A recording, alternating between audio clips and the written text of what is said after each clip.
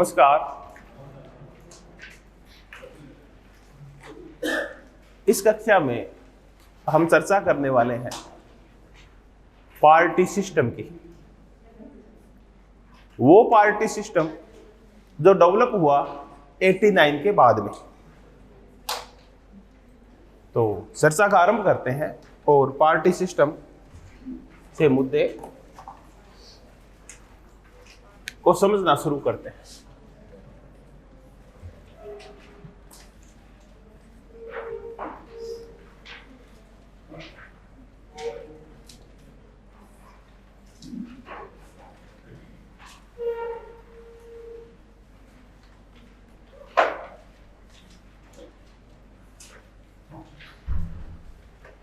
उन्नीस सौ 89 से हम बात करेंगे 2019 तक की। पहले हम है ना इन बिटवीन जो कुछ राजनीतिक सिनेरियो बना, कौन सी पार्टी जीती, कैसे जीती, हम इन सब की चर्चा कर लेते हैं। फिर इस मुद्दे पे वार्ता करना थोड़ा सा आसान हो जाएगा। मुझे बस थोड़ा सा गिननी पड़ेगी। ये बता दो 1989 में लोकसभा कौन सी थी? 9वीं थी क्या? फिर चर्चा आरंभ हो जाएगी। अगर मैं 1989 वाली को 9वीं विधान लोकसभा मान लो तो काम चल जाएगा ना। एक बार देख लो फिर। ठीक है। 1989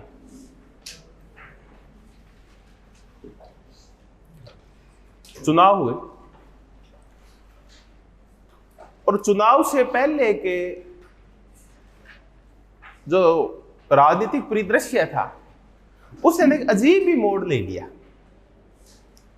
अजीब मोड़ ये लिया कि 1984 में जब इलेक्शन हुए तो 404 सीटों के साथ जीत के और राजीव गांधी प्रधानमंत्री बने।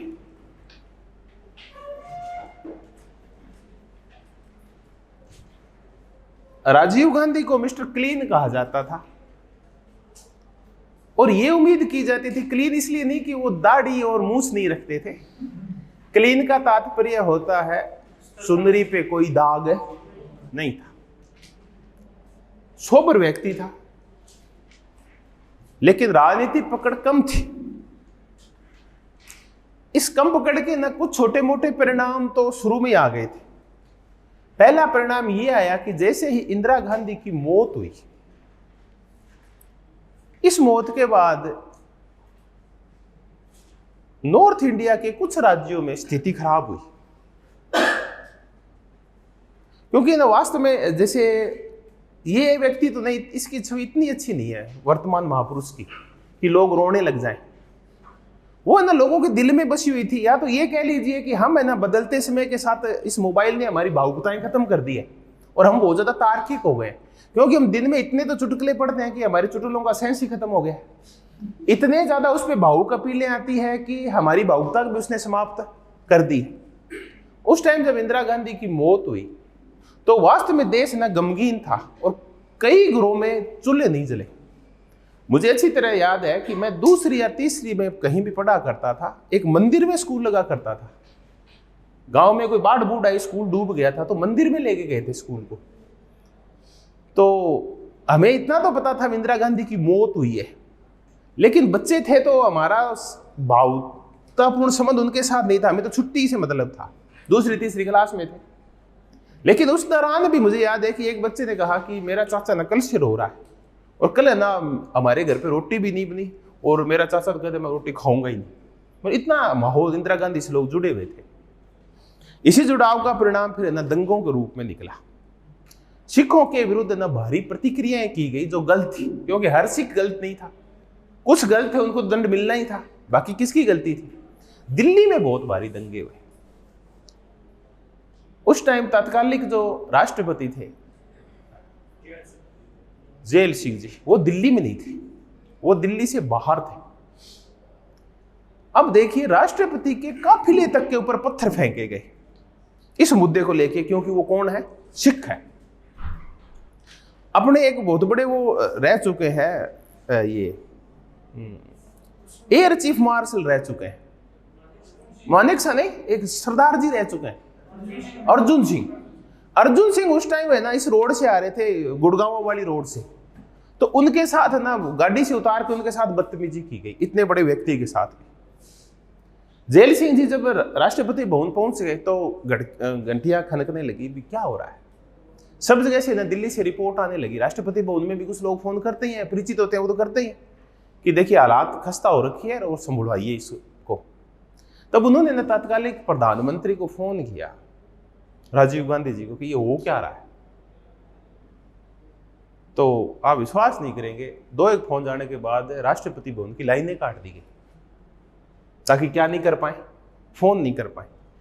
और उस टाइम में जगदीश टाइटलर और इन सब लोगों ने मिलके और ऐसे प्रायोजित दंगे किए कि ना जैसे ऐसे लगता है कि एक बटन के साथ दंगे शुरू हुए और एक बटन के साथ दंगे बंद हो गए। सरेआम लोगों को पुलिस के सामने जला के मारा गया, टायर इकट्ठे किए गए, सिखों को पकड़ के लाया गया और उनके अंदर फेंका गया। ऐसी मानवीय विवशता नहीं होनी चाहिए। राजीव गांधी तक सबको पता है, प्रधानमंत्री को एक एक छोटी छोटी चीज का पता होता है। तो प्रधानमंत्री ने कहा कि जब बरगद हिलता है तो घोंसले तो बर्बाद होते हैं। इट मीन्स इतना बड़ा काम हुआ है तो कुछ घोंसलों के कुछ अंडे तो फूटेंगे क्योंकि बरगद हिला है, ये कहा। दंगे शांत हो गए, लेकिन उसके बाद कभी भी प्रधानमंत्री राजीव गांधी के साथ ज्ञानी जेल सिंह के साथ अच्छे संबंध नहीं बने। हम प्रधानमंत्री के ना दायित्व तो पढ़ते हैं कि वो ना रिपोर्ट करेगा किसको, राष्ट्रपति को। राजीव गांधी ने शुरू में तो रिपोर्ट की, उसके बाद ज्ञानी जेल सिंह से संबंध इतने खराब हुए कि उन्होंने रिपोर्ट करना ही बंद कर दिया। यहां तक कि ज्ञानी जेल सिंह के विदेशी दौरों के ऊपर भी प्रधानमंत्री ने रोक लगा दी। काम चल ही रहा था। राजीव गांधी ने कुछ अच्छे काम जोरदार किए।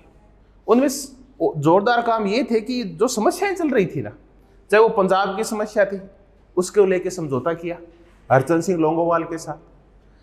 लाल डेंगा के साथ समझौता किया। तो मिजोरम आज तक शांत राज्य है अपने देश का, जो इतना खतरनाक था। कई बार अपने एक ही राज्य में वायुसेना की सहायता लेनी पड़ी इसके लिए, शांति के लिए, मतलब मिलिट्री उतारनी पड़ी, वो भी एयरफोर्स उतारनी पड़ी सिर्फ मिजोरम में। ये हालात थे मिजोरम के। और लाल डोंगा से जो समझौता, उसके बाद मिजोरम सबसे रिच और सबसे साइलेंट स्टेट है। तो वो सब किसकी देन है? राजीव गांधी। असू के साथ समझौता किया। ये असम स्टूडेंट जो फेडरेशन था, जो कि बाद में उल्फा के रूप में सामने आया, इन सब के साथ असम गण परिषद जो बाद में बनी, इनके साथ समझौता करके असम की समस्या का समाधान किया। लेकिन किसी मुद्दे को लेके ना तत्कालीन वित्त मंत्री थे वीपी सिंह जी। ठीक बनती थी, अच्छी बनती थी दोनों की, लेकिन कोई अमेरिका से कोई फंडिंग का कोई मुद्दा था। इन्होंने ना कोई जांच बिठा दी वीपी सिंह ने वित्त मंत्री रहते हुए। पता नहीं कोई एनजीओ का फंडिंग थी, कोई फंडिंग आई थी कोई, उसको जब लेके जांच बिठाई तो प्रधानमंत्री ने कहा कि वीपी सिंह जी जांच तो बिठा दी है, लेकिन सामूहिक मुद्दा है, कल को कुछ जांच होती है, कोई गड़बड़ होती है तो सारे बदनाम होंगे एक साथ। तो ये मुद्दा लेके उन्होंने क्या किया, इनका डिपार्टमेंट चेंज कर दिया और वित्त मंत्री से वीपी सिंह को क्या बना दिया, रक्षा मंत्री बना दिया। अब ये खुंदक थी वीपी सिंह के कि मुझे ना वो डिग्रेड कैसे कर दिया। उसका परिणाम फिर क्या निकला, इन्होंने वो निकाला वो फोर्स तोप का मुद्दा, कि एक दिन फिर ना खबर आई, बहुत सारी खबरें ना अंतरराष्ट्रीय स्तर पर प्रायोजित होती है, अपने को पता नहीं चलता। वरना स्वीडिश रेडियो से खबर आई कि ना बोफोरस तोप जो कि स्वीडन की कंपनी है, उसने ना बोली में भाग लिया जब तोपें खरीदनी थी भारत सरकार को, और उस बोली में ना कोई 60-70 करोड़ का मामला है, उसने ना वो दी है, रिश्वत दी है, ताकि बोली उसके पक्ष में छूट सके, निविदा उसके पक्ष में आ सके, जो भी बोली हुई है। तो ये लेके जब खबर आई तो ये खबर पहुंची कहां से, वो तो कहते हैं हमारे देश में थी, पर हो सकता है अपने देश से भी खबर गई हो। पहली खबर वहीं से प्रसारित हुई और उसके बाद इस्तीफा दे दिया अपने पद से वीपी सिंह ने। फिर वीपी सिंह ने देवीलाल को साथ लिया, चंद्रशेखर को साथ लिया, जनता दल बनाया है। और ये सारे जो लीडर थे, ये लालू प्रसाद और मुलायम सिंह और ये सारे साथ आ गए, एक साथ आ गए। अब जनता दल खड़ा हो गया। अब चुनाव शुरू हो गए, 89 के। तो वीपी सिंह जी जहां किसी भी मीटिंग में जाते, मीटिंग में जाते तो एक छोटी सी डायरी अपने साथ रखते और वहां जाते ही कि इसमें सारा कच्चा चिट्ठा है। किसका? बोफोर्स तोप का। अगर मैं इसको अभी तो लहरा रहा हूं, अगर मैं इसको खोल दूं तो भूकंप आ जाएगा।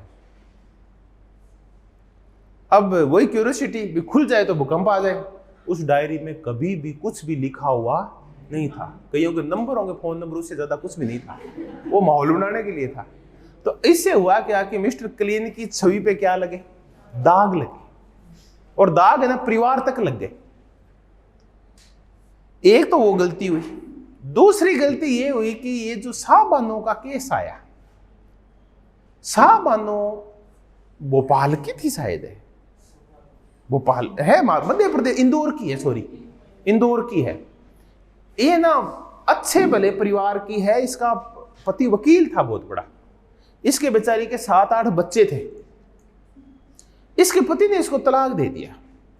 तलाक दे दिया तो इसने केस किया था गुजारा भत्ता के लिए। हिंदू कोड भी ये कहता है कि एक हिंदू पुरुष कितनी शादी करेगा? एक शादी करेगा। वो ये भी कहता है कि अगर वो अपनी पत्नी को त्यागता है तो लीगली त्यागना होगा। तीसरा ये भी कहता है कि अगर वो त्यागता है तो उसका भरण पोषण भी कौन करेगा? वो पुरुष करेगा। ये सारी व्यवस्थाएं अम्बेडकर जी करके गए।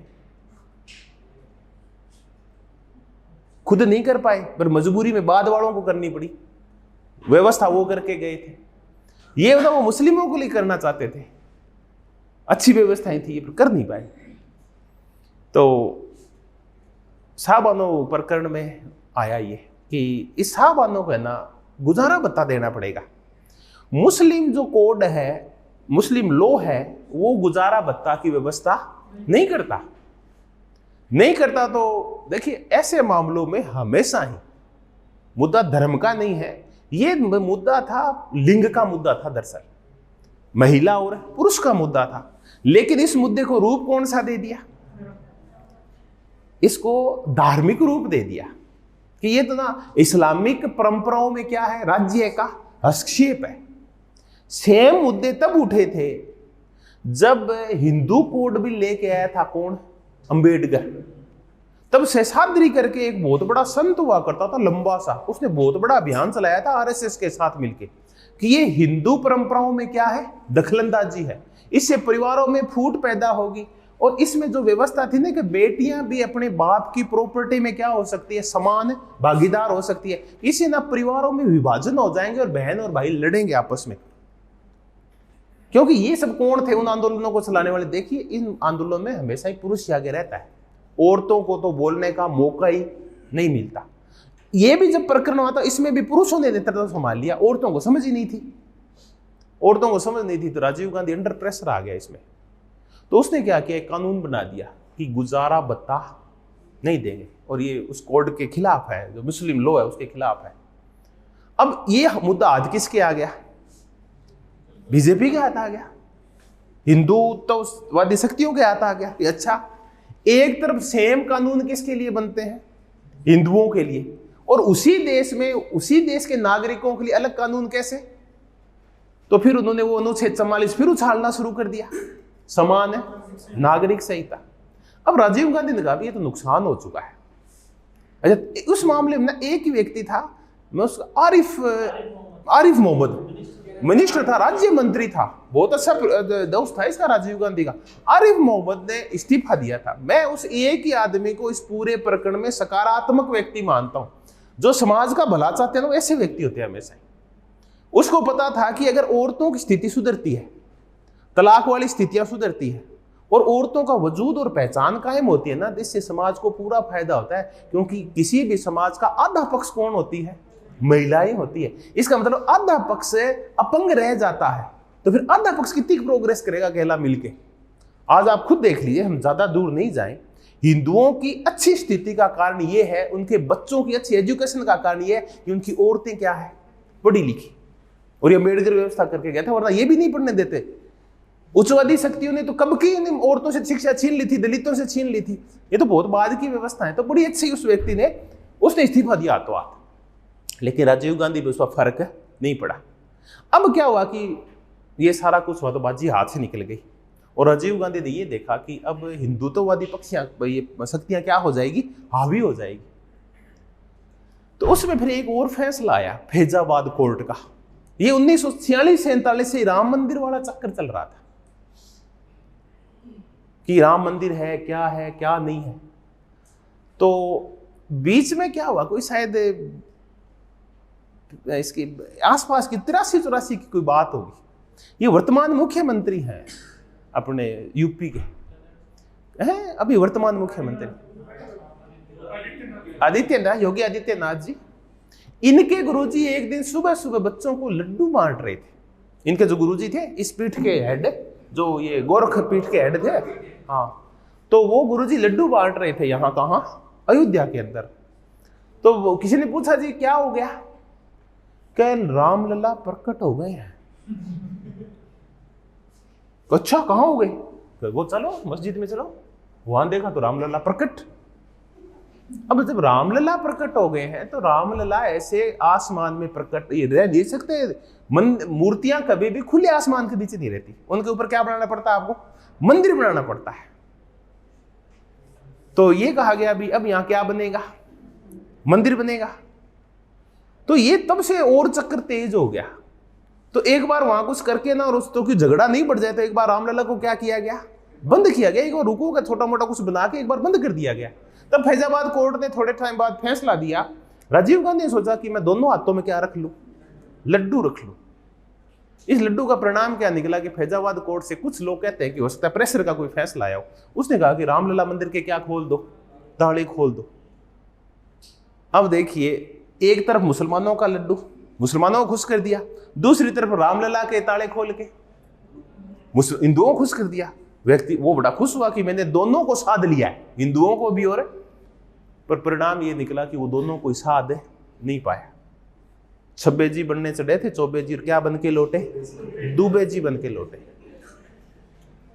क्योंकि ये ना प्रकरण बाद में बढ़ा, और इसको फिर अच्छी तरह से किसने बुनाया, बीजेपी ने बुनाया। और तब से ना कांग्रेस, उन दो फैसलों के बाद से कांग्रेस जो नीचे आना शुरू हुई ना, अब तक कांग्रेस उभर नहीं पाई है। चलो और भी चर्चा करेंगे।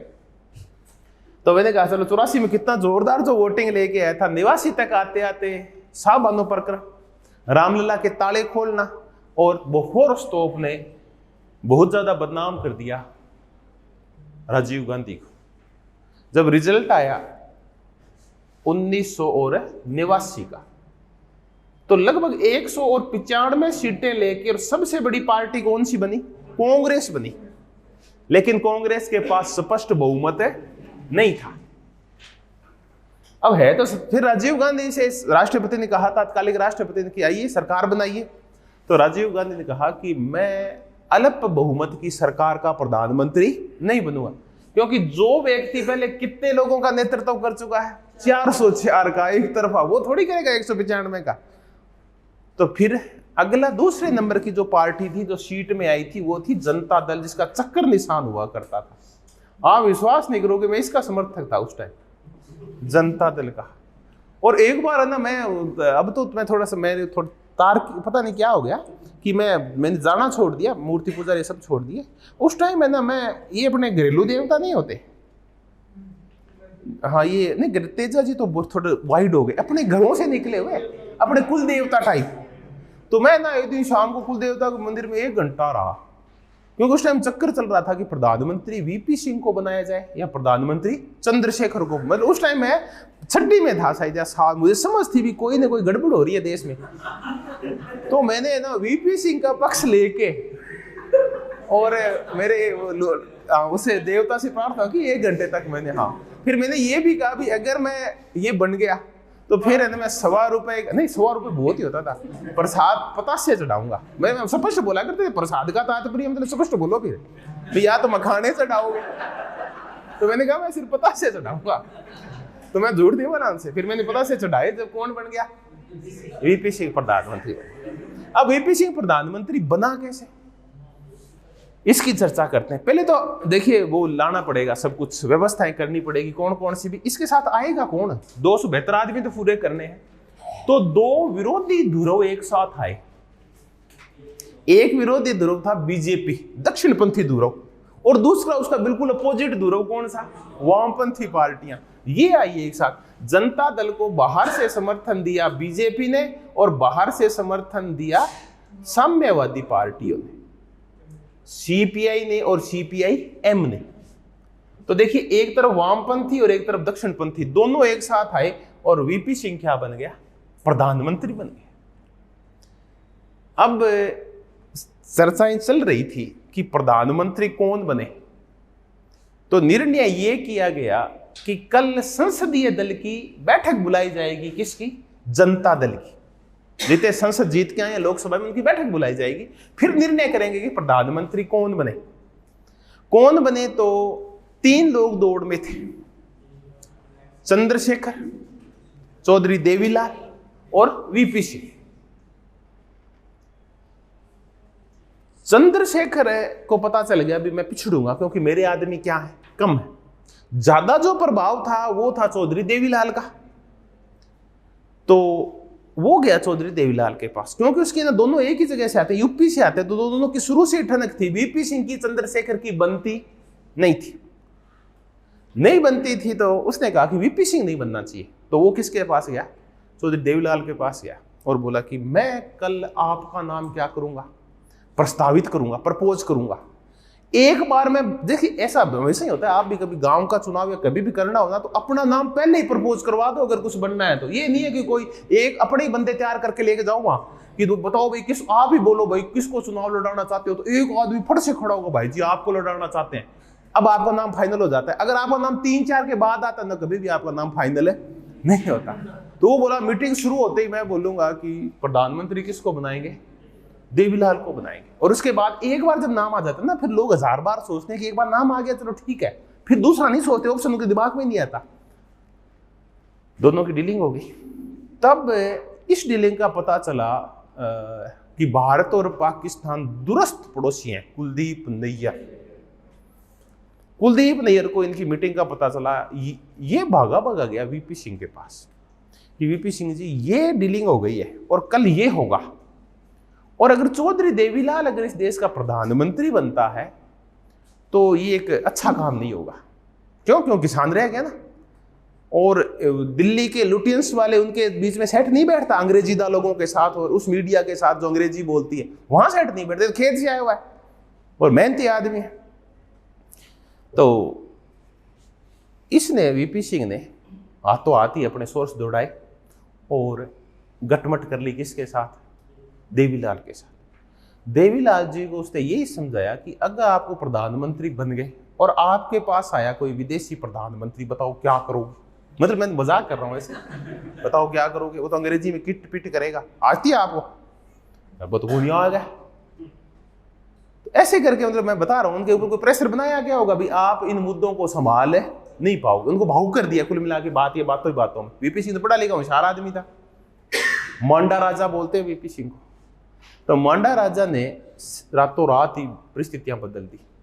अगले दिन चौधरी, इसको पता नहीं चंद्रशेखर को कि हुआ क्या, अगले दिन संसदीय दल की बैठक शुरू हुई। बैठक शुरू होती, हाँ भाई करोगे प्रधानमंत्री का नाम फाइनल, तो भाग के खड़ा हुआ कौन, चंद्रशेखर। ये अपने प्रधानमंत्री है चौधरी देवीलाल जी। सबने जोर जोर से क्या बना दी, तालियां बजा दी।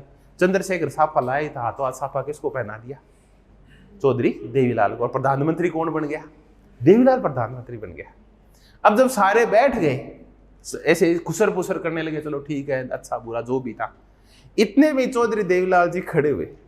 हाँ भाई सुनो, अटेंशन प्लीज। तो सबने अटेंशन कान खड़े किए कि आप मुझे दिल से प्रधानमंत्री स्वीकार कर रहे हैं। हाँ, सबने काम स्वीकार कर रहे। एक बार बनी गए, सबको ही गए तो प्रधानमंत्री स्वीकार करने में फायदा है, वरना मंत्री नहीं बनाएगा ये। तो सबने कहा हाँ बिल्कुल हम तैयार हैं, हम आपके साथ हैं कि देख लो भी पूरे सारे के सारे साथ हो, सारे के साथ हो। अगर मैं प्रधानमंत्री बन गया तो तुम मेरा पूरा साथ दोगे, कहा मैं जो निर्णय करूंगा उसमें मेरा साथ दोगे, कहा मेरा हमेशा पीछे रहोगे, कहा। तो उसने उतारी टोपी किसके सर रख दी, वीपी सिंह के, कि प्रधानमंत्री पद में किसको देता हूं। ये किसान कर सकता है और हिम्मत है नहीं होती किसी की, वही कर सकता है कि ऐसे प्रधानमंत्री की टोपी दूसरे के सर के ऊपर रख दे। अब कुछ देर तो चौक हो गया चंद्रशेखर कि हुआ तो हुआ क्या। और चंद्रशेखर के 2-3 मिनट बाद जब कहानी समझ में आई ना, क्यों रिकॉल किया उसने सारी चीजों को, क्या हुआ होगा, तो हाथों हाथ ही वो मीटिंग छोड़कर चला गया। लेकिन प्रधानमंत्री जी कौन बन गए? वीपी सिंह, मांडा राजा प्रधानमंत्री बन गए है। तो ऐसे करके, और ये जो सरकार बनी ना, इसको हम कौन सी सरकार बोलते हैं? राष्ट्रीय मोर्चा की सरकार बोलते हैं।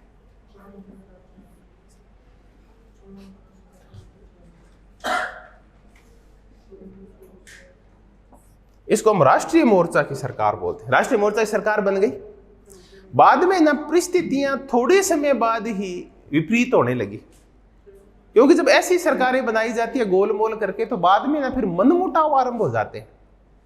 कुछ तो 1-2 हरियाणा में चुनाव हुए, उसमें ना चौटाला परिवार ने हिंसा कर दी, मैम की हिंसा, ऐसी कुछ हिंसा की घटनाएं हो रखी है एमएलए चुनाव में। एक तो वो गड़बड़ हो गई। दूसरा, कोई ओम प्रकाश चौटाला जी का स्विस घड़ियों का संबंध है, एक घड़ियां वड़ियां ले आए स्विट्जरलैंड से, और वो कोई इसमें फंस गई। जब आते हैं ना ये चेक करते हैं एयरपोर्ट के ऊपर, कस्टम वस्टम में कोई चक्कर पड़ा, तो इससे ना फिर देवीलाल जी नाराज हो गए कुछ मुद्दों को लेके। किससे? वीपी सिंह से। और इन्होंने फिर एक दिन वीपी सिंह की सरकार से समर्थन वापस लिया। ये कुछ काम एक साथ हुए, एक तो ये काम चला कि उन्होंने समर्थन वापस लिया, एक काम और हुआ, वो तो ये काम कर ही रहे थे, उनको तो वो नाराज थे ही वीपी सिंह से देवीलाल, क्योंकि थोड़े समय बाद ही 5-6 महीने बाद उनके वापस संबंध किससे स्थापित हो गए? चंद्रशेखर से वापस अच्छे संबंध हो गए। अब इन्होंने सोचा, लाल कृष्ण आडवाणी ने एक जोरदार काम किया।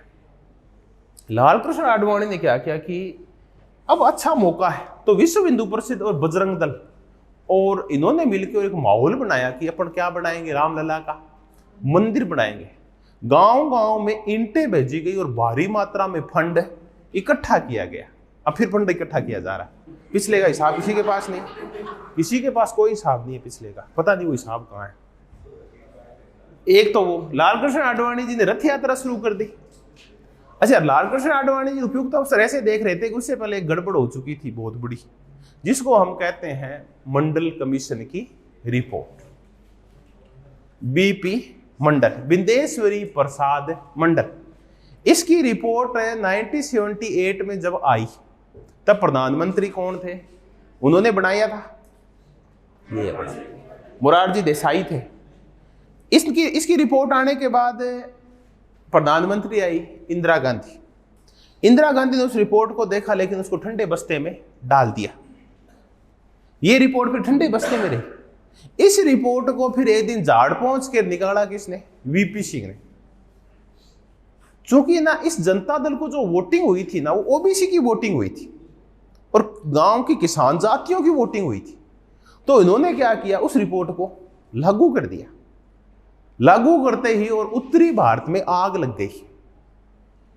उच्च जातियां ना, उन्होंने इसका भारी विरोध किया, क्योंकि वो उन्होंने ये देखा कि कुछ किसान जातियां उनमें ऐसी थी कि जो ना कई जगह, हालांकि पूर्णतया नहीं, कई जगह सोशल स्टेटस में और इकोनॉमिक स्टेटस में उच्च जातियों के बराबर थी। कई जातियां ऐसी थी, सारी नहीं थी, और वो भी सब जगह नहीं थी भाई। यादव और गुर्जर और ये कुछ जातियां कुछ गांवों में उनके बराबर थी, बाकी सब जगह पिछड़ी हुई थी। तो अब उन्होंने जब विरोध किया तो भारी दंगे हुए। दिल्ली में तो एक छात्र ने क्या लगाई, आग लगाई, गोस्वामी करके था। उसके बाद दंगे और भड़के।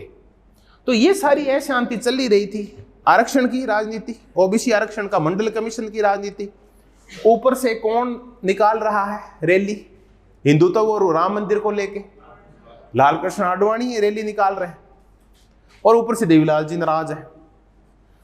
तो देवीलाल जी की नाराजगी चल रही थी, मंडल कमीशन था ही। बीजेपी मौका देख रही थी, क्योंकि बीजेपी नाराज थी किस मुद्दे को लेके, इस मंडल कमीशन वाले मुद्दे को। ओबीसी आरक्षण की खिलाफत करती है बीजेपी उस टाइम।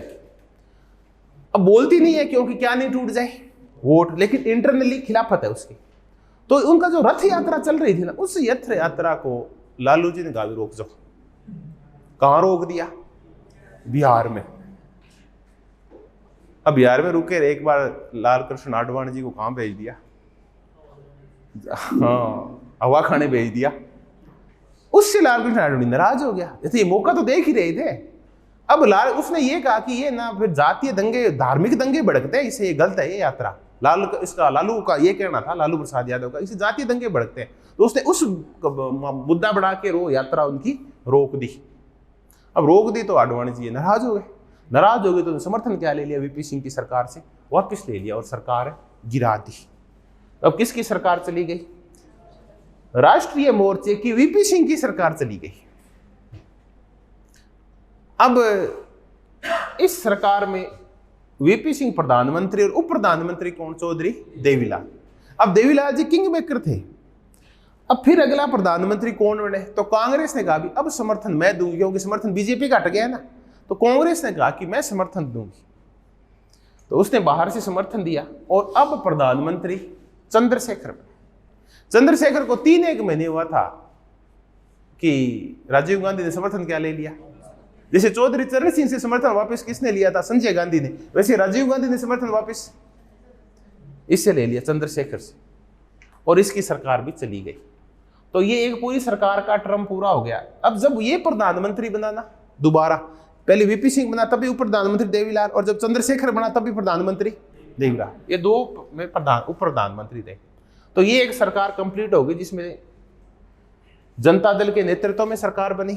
इसको हम राष्ट्रीय मोर्चे की सरकार बोलते हैं, वीपी सिंह वाली को। अगली सरकार जो बनी वो चंद्रशेखर की बनी, लेकिन सपोर्ट किसकी थी? कांग्रेस की सपोर्ट थी बाहर से। अब ये एक पूरे चुनाव हो गए 1989 से लेके और 91 तक के चुनाव।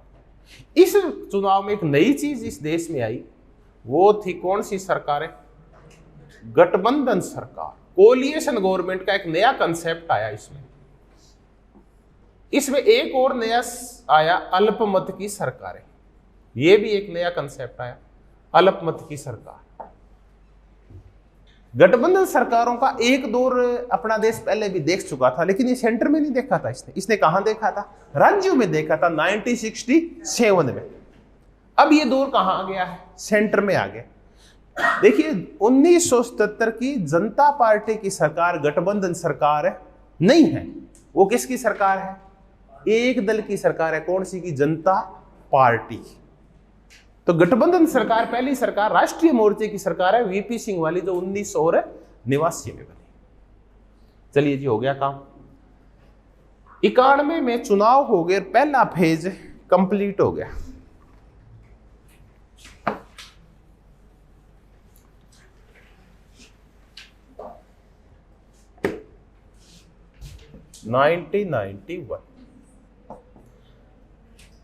दूसरा फेज चल रहा था। दूसरे फेज में राजीव गांधी दक्षिण भारत में तमिलनाडु में कोयम्बटूर में प्रचार करने गया था, और वहां फिर कुछ इनपुट्स तो थे।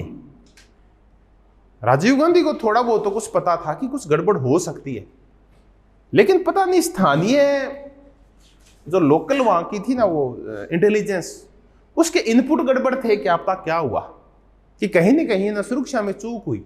और एक और थे ना, जब वो ऐसे उसमें से गुजर रहा था, लॉबी में से, बीच में से मंच की तरफ जाने के लिए, एक और था ना उन बल्लियों के अंदर से भाग के और किसके पास आ गई? राजीव गांधी के पास, ऐसी सिक्योरिटी में। आमतौर पे जब नेता ऐसी भीड़ देखते हैं ना, भावुक हो ही जाते हैं कि आने दो, ऐसा कुछ कर ही देते हैं, गलतियां कर देते हैं। तो राजीव गांधी ने वही गलती कर दी। उसने आके पैर छुए, और पैर छुएते में उसने क्या दबा दिए? बटन दबा दिया।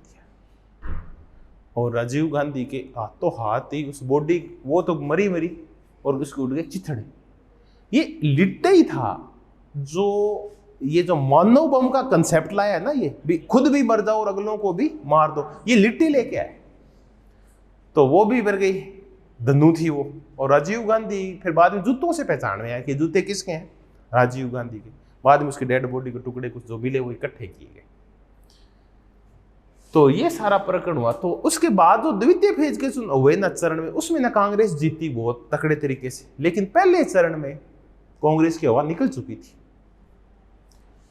तो जब रिजल्ट आया तो 244 सीटें किसके पास आई?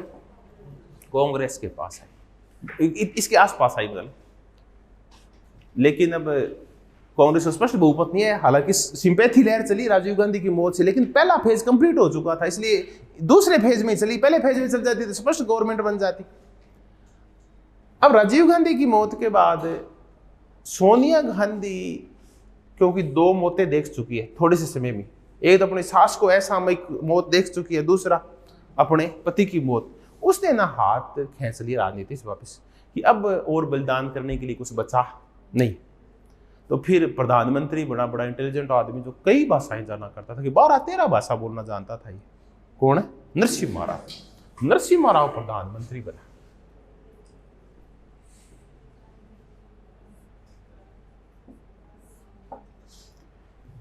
और नरसिम्हा राव प्रधानमंत्री और इसने वित्त मंत्री बनाया मनमोहन सिंह को, और देश की आर्थिक हालात सुधारने के लिए फिर स्ट्रक्चरल एडजस्टमेंट के प्रोग्राम लाए गए और एलपीजी की नीतियों को लागू किया।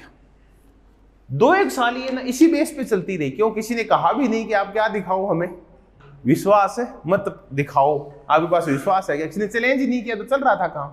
फिर एक बार चैलेंज हुआ ना, तो फिर इनको जामुमों और कुछ से सहयोगी दलों का, उसमें ये भी था चौधरी चरण सिंह वाले बेटा अजीत सिंह की पार्टी भी थी उसमें, उनका समर्थन लेकर उन्होंने 272 का आंकड़ा क्या कर लिया, पूरा कर लिया। लेकिन उसमें एक आरोप लगा कि जामुमों को जो सांसद थे, ये साइमन मरांडी और ये कौन कौन से थे, शिबू सोरेन, इन्होंने ना पैसा दिया था कि इनको करोड़ रुपए दिए गए थे समर्थन खरीदने के लिए। तो ये आरोप लगे नरसिम्हा राव के ऊपर। नरसिम्हा राव के ऊपर दूसरा एक यूरिया घोटाले का आरोप लगा कि इसके बेटे के पास कोई शिप के ठेके थे, वहां यूरिया घोटाला हुआ, कुछ ये भी आरोप लगे इसके ऊपर। तो नरसिम्हा राव प्रधानमंत्री था, खूब देश ने प्रोग्रेस की उस टाइम। तो आरोप तो लगते रहते, पर ये सही तरीके से जवाब नहीं दे पाया, क्योंकि ना इसे लोग पूछते थे कि तू जवाब क्यों नहीं देता। ये उस टाइम में जैसे मोनी बाबा बोलते थे इसको, मनमोहन सिंह को भी ऐसे ही कुछ कहते थे, और इससे भी मोनी ज्यादा कौन था? नरसिम्हा राव आलोचनाओं का कभी भी सार्वजनिक जवाब नहीं दिया करता था। उसे पूछा कि आप बोलते क्यों नहीं अपने विरोधियों के खिलाफ? इसके 2 कारण है। अगर मैंने किसी भी विरोधी का नाम लिया तो मैं हूं प्रधानमंत्री, वो किसके इक्वल हो जाएगा? मेरे इक्वल हो जाएगा। पहला तो ये, बल्कि उसकी औकात ही क्या है? मैं प्रधानमंत्री, उसकी कोई औकात नहीं, मेरे कहते ही मेरे इक्वल हो जाएगा वो। दूसरा कि मेरे मस्तिष्क में औरों के लिए कोई ज्यादा जगह नहीं है, तो मैं आलोचनाओं पे ध्यान भी नहीं देता। क्यों मेरी जगह घेरे कोई? मेरा दिमाग मेरा है, मैं खुद मेरे हिसाब से यूज करूंगा और किसी को इसमें घर करने नहीं दूंगा। तो वो किसी की आलोचना के ऊपर कुछ बोलता ही नहीं था। तो एक कुछ सच्चाई थी, कुछ थे, पर इसने कभी जवाब नहीं दिए इन मुद्दों। नरसिम्हा राव की सरकार ने 2-1 साल बाद कर दिया बहुमत सिद्ध। और ये भी सरकार कैसी थी आप बताओ? बहुमत की नहीं, ये भी अल्पमत की सरकार है। और कैसी सरकार है? गठबंधन। लेकिन इसने जैसे तैसे करके कितने साल पूरे कर लिए? 5 साल पूरे कर लिए। अब आ गया 1996 आ गया। अब चुनाव हुए, इन चुनावों में खिचड़ी हो गई।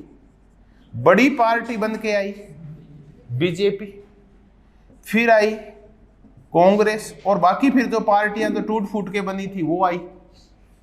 अब सबसे बड़ी पार्टी बीजेपी पहली बार बनी 1996 में, और इस पार्टी का प्रधानमंत्री, क्योंकि सबसे बड़ी पार्टी उसी को बुलाना पड़ेगा पहली बार, चुनाव पूर्ण कोई गठबंधन बने नहीं है ताकि उनको बुलाया जाए, तो अटल बिहारी वाजपेयी जी को प्रधानमंत्री के रूप में बुलाया गया। और प्रधानमंत्री कितने दिन रहे? 13 दिन प्रधानमंत्री रहे। पहले ही पता था कि बीजेपी की कोई सपोर्ट करने वाला नहीं है, क्योंकि बीजेपी एक अछूत पार्टी हुआ करती थी अपनी दक्षिण पंथ नीतियों की वजह से। कोई भी दल इसके साथ आने से डरता था उस टाइम, तो इसके साथ कोई नहीं आया। तो 13 दिन प्रधानमंत्री रहे बीजेपी के। अब अगला दौर आया कि प्रधानमंत्री कौन बने। तो प्रधानमंत्री की दौड़ में ज्योति बसु, जो कि कहां का मुख्यमंत्री है? पश्चिम बंगाल का, बड़ा लीडर। वीपी सिंह 2, और बाकी जो और पार्टियों के नेता है, जनता दल से टूटी हुई पार्टियों के नेता, वो भी दावेदारी कर रहे हैं। उनमें से एक दावेदारी देवगौड़ा की भी थी, वैसे दावेदारी नहीं थी, बस ठीक थे वो। तो वीपी सिंह का दावेदारी सबसे भारी थी। वीपी सिंह उस टाइम गुड़गांव इसमें रह रहा था, नोएडा में। तो हरकिशन सिंह सुरजीत और ये लालू और देवगौड़ा, ये तो थर्ड फ्रंट बोलते थे इसको। ये पूरा थर्ड फ्रंट इकट्ठा होके, जो न तो कांग्रेस ही था और नहीं किसका था, बीजेपी का, तो ये थर्ड फ्रंट हो गया। इस थर्ड फ्रंट के ये सारे नेता, मुलायम और ये सारे मिलके, और ये अजीत सिंह, ओबीसी के सारे नेता और ये सारे किसान जातियों वाले नेता मिलके कहां पहुंच गए? वीपी सिंह मांडा राजा के घर पहुंच गए।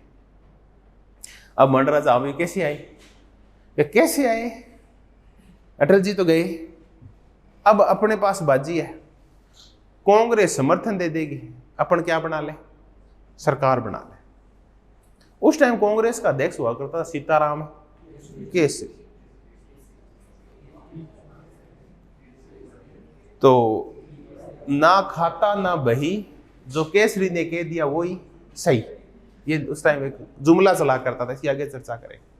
वीपी सिंह ने कहा कि अपन प्रधानमंत्री क्या, चलो मैं सोचता हूं। तो सोचना क्या है, हम आ गए ना, हम अब आपको यहां से लेके जाएंगे और प्रधानमंत्री की कल आपको क्या दिलाएंगे, शपथ की तैयारी करो आप, तो इसकी छोड़ो सोचने की। क्या चलो ठीक है, इस खुशी में बताओ क्या लोगे, चाय लोगे या कॉफी लोगे? तो सबने कहा, कोई कहा मैं कोल्ड कॉफी लूंगा, कोई कहा हॉट कॉफी लूंगा, सबने अपनी अपनी डिमांड्स रखी। वीपी सिंह जी का चलो मैं 2 ही मिनट में फिर मैं बोले आता हूँ भाई कितने लोगों की व्यवस्था करनी है, कुछ खाना पीना वो भी बोले आता हूँ, कईयों को भूख लगी होगी। तो वो अंदर गए तो 15-20 मिनट बाद कॉफी तो आ गई, नाश्ता भी आ गया, लेकिन कौन नहीं आया, वीपी सिंह नहीं आया।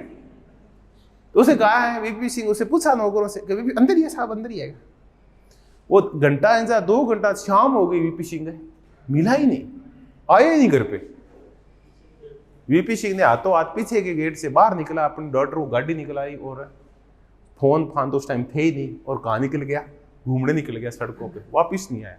वीपी सिंह तब घर आया जब नाम किसका फाइनल हो गया, देवगौड़ा का। अब ज्योति बसु का नंबर आया वीपी सिंह के, ऐसे ही गायब होते ही। अब देखिए वैसे देखो, एक तो चौधरी देवीलाल त्याग करता है सीट का, दूसरा त्याग कौन करता है, वे प्रधानमंत्री था, लेकिन बोला नहीं, ऐसी सरकार, खिचड़ी सरकार का प्रधानमंत्री की बेइज्जती थोड़ी करानी, कांग्रेस तो ब्लैकमेल करेगी मेरे को, और उस कांग्रेस से मेरी बनती नहीं है, मैं तो उसमें था ना, उसको छोड़ के तो आया हूं मैं। तो वो उसके एथिक्स थे, वो नैतिकता की राजनीति थी। तो उसने प्रधानमंत्री बनने से मना कर दिया। फिर नंबर आया ज्योति बसु का। ज्योति बसु का नंबर आया तो हरकिशन सिंह सुरजीत ने टांग अड़ा दी। वो बोला कि अगर हमारी सरकार बनती है, कम्युनिस्टों की सरकार, तो इसमें ना एक गड़बड़ हो जाएगी।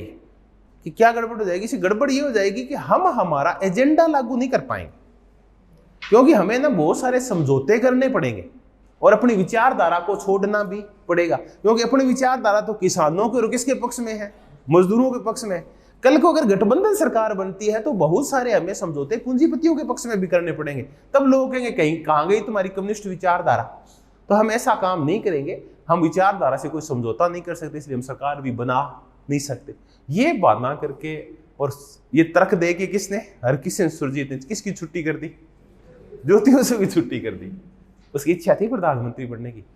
बाद में ज्योति बसु बोला कि इस पार्टी ने सबसे बड़ी गलती कौन सी की थी कि जिस टाइम हमने कौन सा पद नहीं स्वीकारा, प्रधानमंत्री पद नहीं स्वीकारा था ना, वो बहुत बड़ी गलती थी। अगर स्वीकार कर लेते तो ठीक है, कुछ एजेंडा लागू होते, आगे काम तो चलता रहता, एक बड़ा नाम तो होता, तो पार्टी का वो तैयार हो जाता है, कैडर तैयार हो जाता है। अगर कोई प्रधानमंत्री और सीट सत्ता में आ जाती है कोई पार्टी तो, लेकिन गलती कर दी। फिर क्या कौन बने? तो ऐसे कोने में बैठे थे, कौन? देवगौड़ा जी। कि फिर ये कांटों का ताज मैं पहनूंगा, है ना। फिर वो ताज किसने पहना? देवगौड़ा ने पहना। इसको एक थ्योरी बोलते हैं, वर्चुना फॉर्चुना, या वर्चू और फॉर्चून। वर्चू होता है सद्गुण और फॉर्चून भाग्य। दोनों ने काम किया और क्या बन गए? फॉर्चूना ज्यादा था, उसमें भाग्य ज्यादा था, और प्रधानमंत्री बन गए हमारे देवगौड़ा जी। अब देवगौड़ा जी प्रधानमंत्री बन गए, लेकिन अभी भी किसकी इच्छा हो रही है? मतलब सीताराम केसरी ना, उसकी इच्छा हो रही है मैं प्रधानमंत्री बन जाऊं, प्रधानमंत्री बन जाऊं। तो उसने पटक्के मारा थोड़े टाइम बाद, कौन सी सरकार को? देवगौड़ा वाली सरकार को। अब प्रधानमंत्री फिर किसको बनाया गया? इंद्र कुमार जी गुजराल। अब इंद्र कुमार गुजराल जब प्रधानमंत्री बना तो वही गड़बड़ उसके, तो सीताराम केसरी की इच्छा हुई मैं बनूं प्रधानमंत्री। तो उसने कहा कि इंद्र कुमार जी, ये जो मंत्री है ना आपके तेलुगु देशों वाले, तेलुगु देश में माफी चाहूंगा, डीएमके द्रविड़ मुनेत्र कसगांव वाले, करुणानिधि को हटाओ। इंद्र कुमार गुजराल क्या को हटाएं कि ये रिपोर्ट आ गई है इस वाली जैन कमीशन वाली, जो इसकी डेथ के ऊपर बैठा था, राजीव गांधी की, मिलापचंद जैन वाली रिपोर्ट आ गई है। तो बोले यार स्पष्ट नाम कहाँ आया है भाई, डीएमके का स्पष्ट नाम आया है क्या? लेकिन स्पष्ट नाम तो नहीं है, तो फिर मैं कैसे हटा दूं? तो उनको तो बनना चाहिए था जी, वही बात कि पानी इस तरफ से आ रहा है, इस तरफ से आ रहा है। उस शेर को भेड़िए को खाना था, तो पानी किसी हिसाब से भी उसको तो खाना ही है। तो उसने कहा कि नहीं, फिर अगर आप नहीं हटाओगे हम आपसे समर्थन वापस लेंगे। तो उन्होंने फिर थोड़े समय बाद, कोई 6-7 महीने बाद, किसी समर्थन वापस ले लिया, इंद्र कुमार गुजराल की सरकार से। तो ये 96 से 98 तक हमारे पास 3 प्रधानमंत्री आए। पहले आए वाजपेयी जी, कितने दिन रहे? 13 दिन। फिर आए देवगौड़ा जी, और देवगौड़ा जी के बाद फिर आए इंद्र कुमार गुजराल। इंद्र कुमार गुजराल, इंद्र कुमार गुजराल इससे पहले देवगौड़ा की सरकार में क्या रह चुके हैं? विदेश मंत्री रह चुके। अब ये जो सरकारें थी ना, देवगौड़ा की सरकार और इंद्र कुमार गुजराल की सरकार, इनको हम बोलते हैं संयुक्त मोर्चे की सरकार। अब तक 2 मोर्चों की सरकार हमने कर ली, एक तो संयुक्त मोर्चे की सरकार कर ली और एक राष्ट्रीय मोर्चे की सरकार। राष्ट्रीय मोर्चे की सरकार है वीपी सिंह की सरकार, और संयुक्त मोर्चे की सरकार है देवगौड़ा और इंद्र कुमार गुजराल की सरकार। 98 के बाद फिर चुनाव हुए, क्योंकि अब दोनों हो गए। कांग्रेस को किसी ने समर्थन नहीं दिया कि चलो चुनाव ही करा लेते हैं। तब फिर 98 में फिर चुनाव हुए, 1998 में, और इस बार फिर बड़ी पार्टी बीजेपी, फिर सेकंड नंबर पे कांग्रेस। इस बार फिर बड़े दल के मुखिया के रूप में किसको बुलाया गया? वाजपेयी जी को बुलाया गया। वाजपेयी जी प्रधानमंत्री बन गए और समर्थन दे दिया ममता बनर्जी, मायावती और जयललिता। कॉम्बिनेशन देखिए कैसा बैठ रहा है, एक वाजपेयी जी, तीनों वो।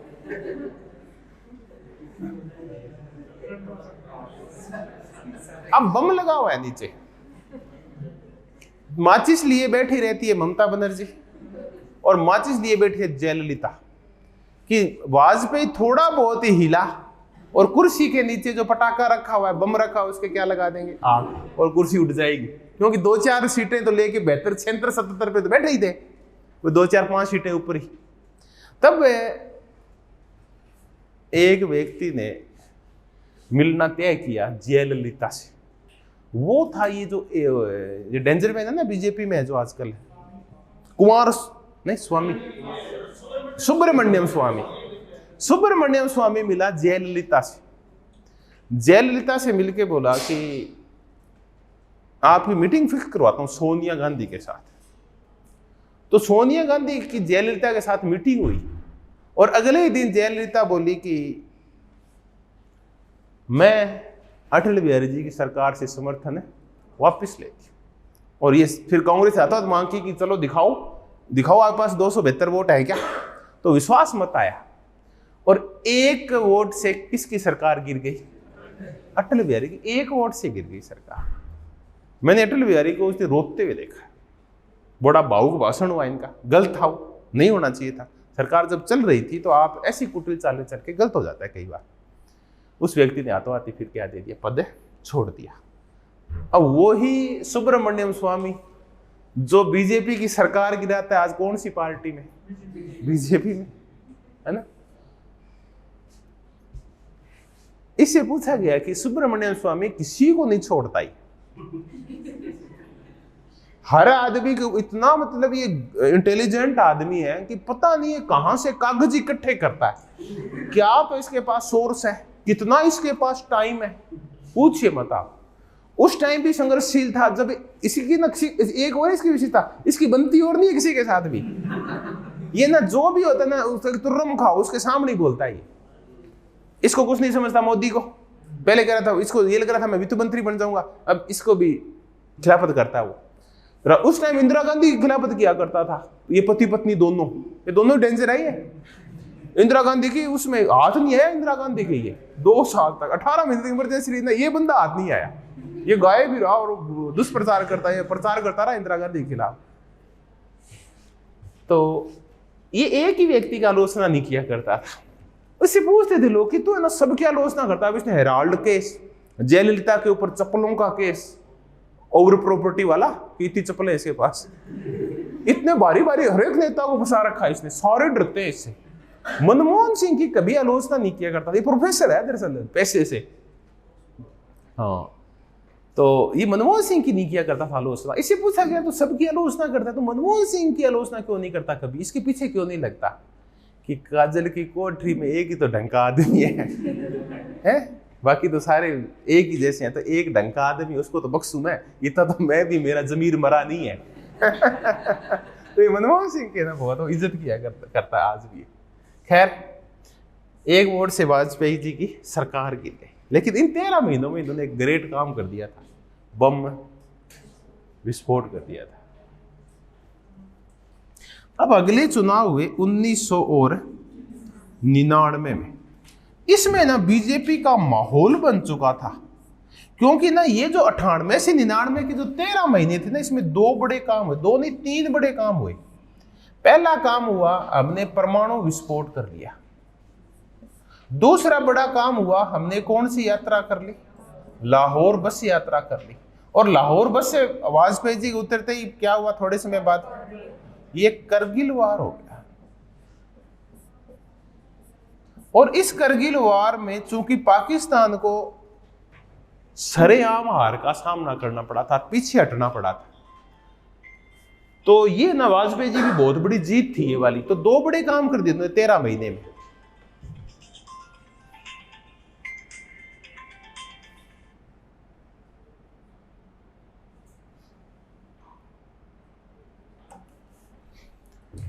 अब बीजेपी की उस टाइम पूरी गुड्डी चढ़ी हुई थी, जय जयकार हो रही थी। फिर बीजेपी सीट लेके आई ठीक ठाक। इस बार जो सरकार आई ना, बीजेपी ने एक चीज देख ली, इस बार उसने चुनाव पूर्व में गठबंधन कर लिया 13 पार्टियों के साथ चुनाव से पहले, ताकि सीटों का बंटवारा इसी हिसाब से हो जाए कि जीतने की वालों की संख्या बढ़ जाए। तो इस बार जो चुनाव लड़ा वो एनडीए ने लड़ा, एक नया गठबंधन सामने आया 13 पार्टियों का। तो ये 13 है ना, ये अटल बिहारी जी के साथ बहुत अच्छी तरह से जुड़ी हुई एक संख्या है ना। ये 13 दिन, 13 साल, 13 पार्टियां। इस बार नेशनल डेमोक्रेटिक अलायंस की सरकार बनी और प्रधानमंत्री कौन बने? अटल बिहारी वाजपेयी 99 में। और अटल बिहारी जी ने ये पूरा कार्यकाल लगभग 2-3 महीने पहले पूरा कर दिया। मैं पूरा कर लिया, कोई दिक्कत नहीं है इन बिटवीन कुछ भी। लेकिन इनका एक बहुत निजी सलाहकार हुआ करता था, प्रमोद महाजन, जिसके गोली मार दी उसके भाई ने। अब ऐसे नेताओं की जो व्यक्तिगत इतिहास पढ़े जाते हैं ना, बहुत अच्छे नहीं होते।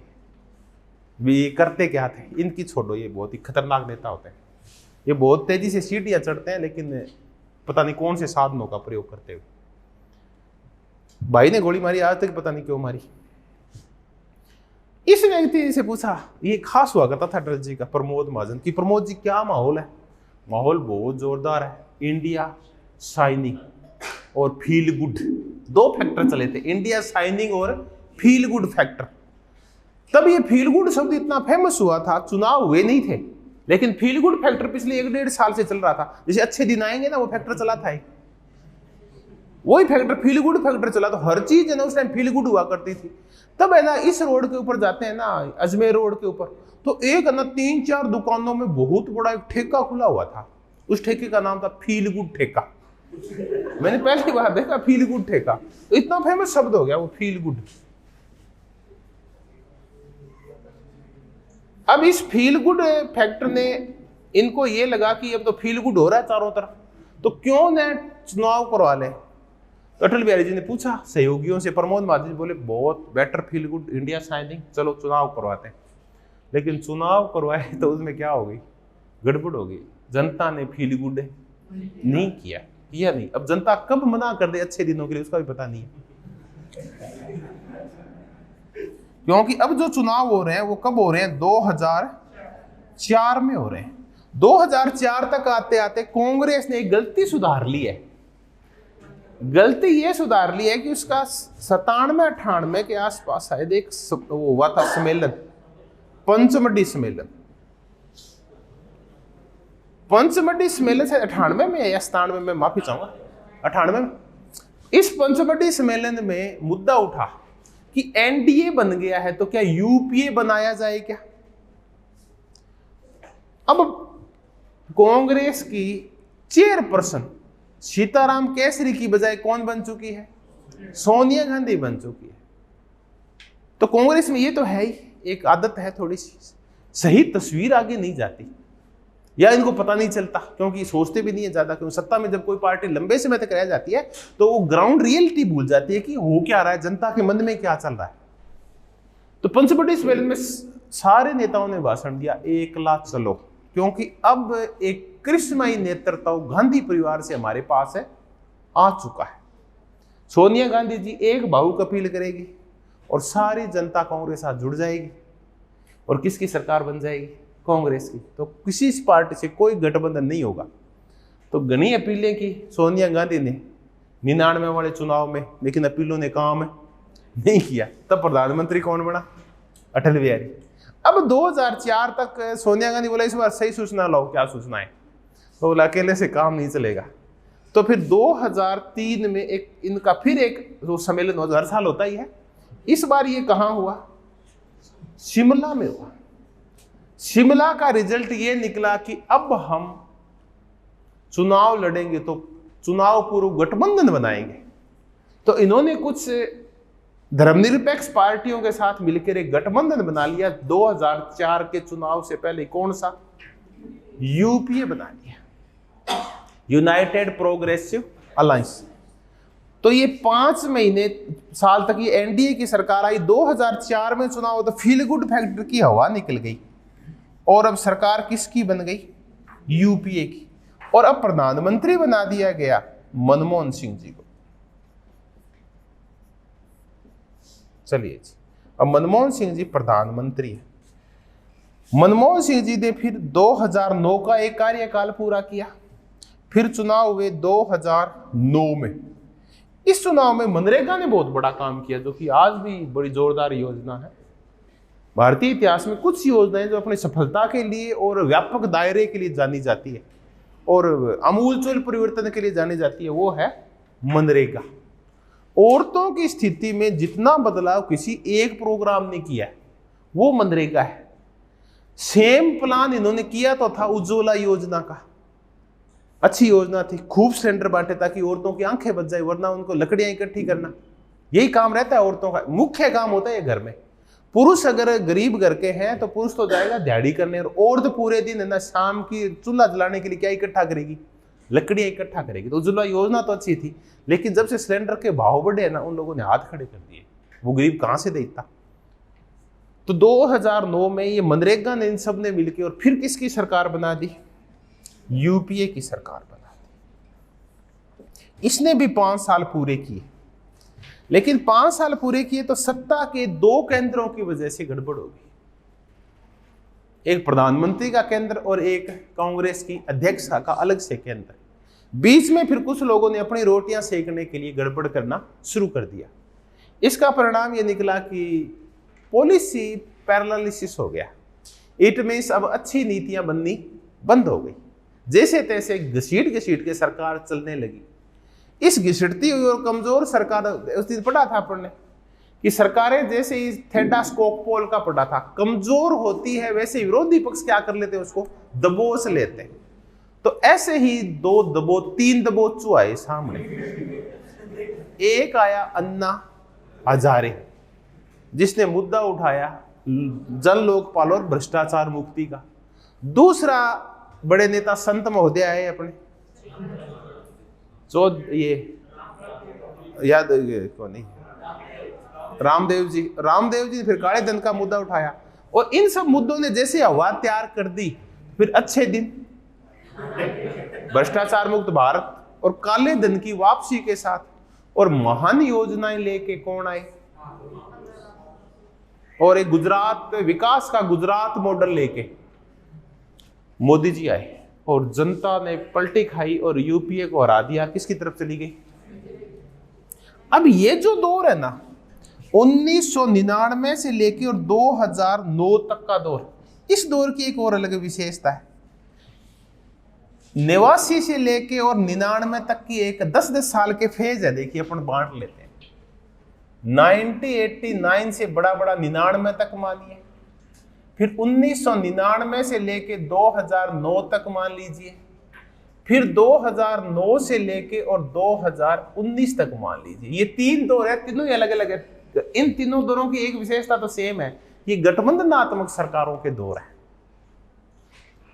अब 2009 में चुनाव हुए, 2014 में चुनाव हुए, 16वीं लोकसभा के, और स्पष्ट बहुमत के साथ 282 सीटों के साथ कौन सी पार्टी जीत के आई? लेकिन अब बीजेपी ने सरकार नहीं बनाई, अब सरकार किसने बनाई? एनडीए ने बनाई।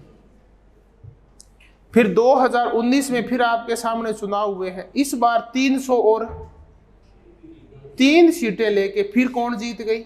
बीजेपी। लेकिन इस बार फिर सरकार किसकी बनी? एनडीए की बनी। इस बार कांग्रेस के पास सीटें आई है 52, सीटें चाहिए 55। विरोधी दल का दर्जे के लिए वो इसके पास है नहीं। तो ये हुआ। एक मैं आज ही भेजता हूं आपको, वो उस पर कर दूंगा, थोड़े से आंकड़े भेजूंगा बस, तो उतार लेना अपन। इस कौन से चुनाव के आंकड़े?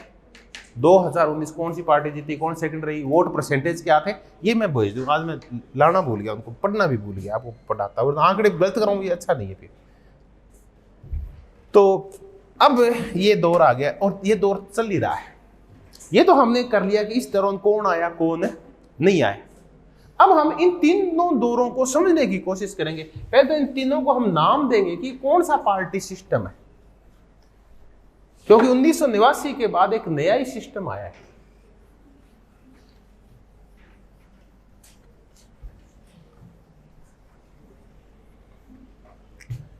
(1989 से लेके और 1999 तक का दौर। पहले इस सिस्टम को नाम क्या देंगे बताओ?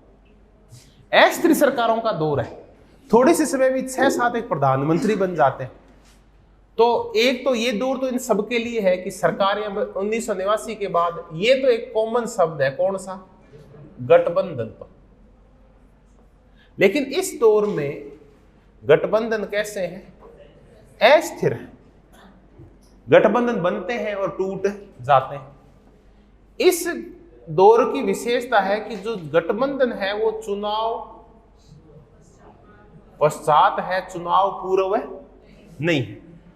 तो अस्थिर गठबंधन है, चुनाव पश्चात गठबंधन है। तो ये जो दौर है ये अस्थिर सरकारों का दौर है, अस्थिर गठबंधन का दौर है। 1999 से लेके और 2009 तक ये गठबंधन का दौर है। लेकिन कैसा दौर है? स्थिर सरकारों का दौर है। और अब जो गठबंधन है वो चुनाव पश्चात नहीं बनते, बल्कि गठबंधन चुनाव पूर्व बनते हैं। इस दौर को हम एक नाम और दे सकते हैं, बहुदलीय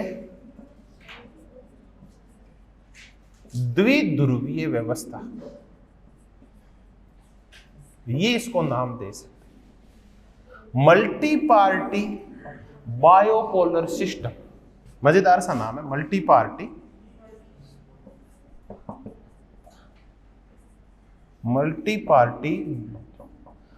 बायोपोलर सिस्टम।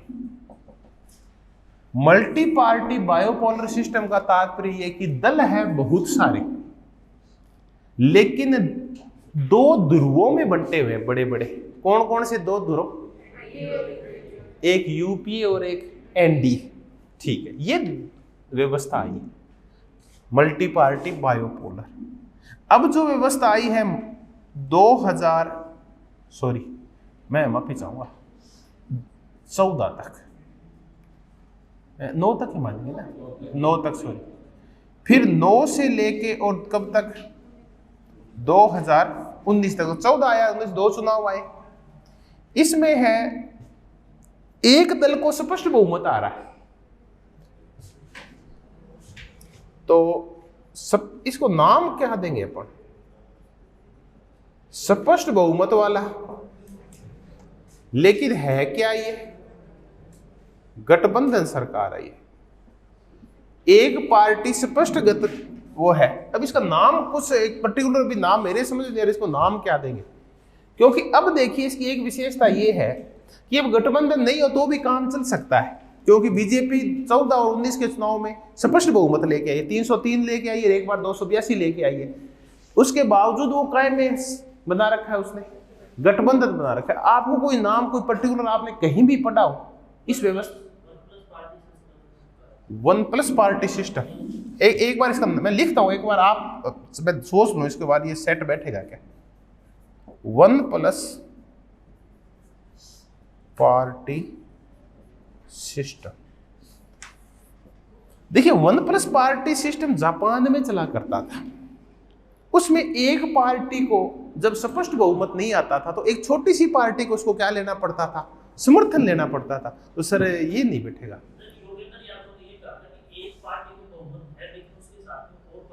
इसको 1+ पार्टी सिस्टम है ना, मेरे थोड़े से याद आ रहा है कि ये ना आपने जापान में पढ़ा था। जापान में 1+ पार्टी सिस्टम चलता है। देखो आपने देखा ना 1+ पार्टी, इसका मतलब एक पार्टी को ना बहुमत मिलता, वो एक छोटी सी पार्टी का समर्थन लेती है जिसके पास 5-7-10 सीटें होती है। चलिए इसको एक बार टालते हैं, इसका नाम कुछ और रखेंगे, मैं और देखूंगा इस सिस्टम को क्या कहा जाए। हाँ इतना है कि इसकी विशेषता आपको पता चल गई कि है तो गठबंधन सरकार, लेकिन फिर भी एक दल के पास कैसी सरकार है? गठबंधन स्पष्ट बहुमत है उसके पास। अब हम इस पूरे दौर की एक व्यवस्था देखेंगे। इस पूरे दौर का तात्पर्य है कि बड़ा बड़ा मान के चलते हैं 2009 तक की कुछ व्यवस्थाएं देखेंगे और इनकी अब चर्चा शुरू करते हैं। ये एक मजेदार चर्चा है। गठबंधन सरकारों के दौर में हुआ क्या था?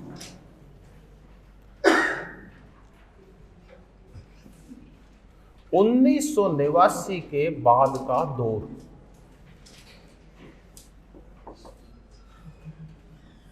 अब इस दौर के लिए कुछ शब्दावली का हम प्रयोग करेंगे। उत्तर कांग्रेस प्रणाली,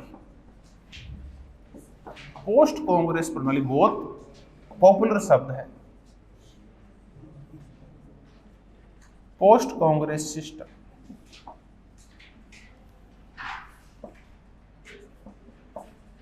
लोकतांत्रिक उछाल,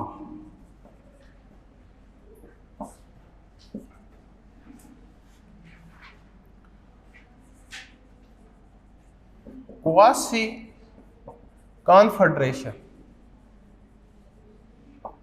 क्वासी कॉन्फेडरेशन को बोलेंगे अर्ध परिसंघ,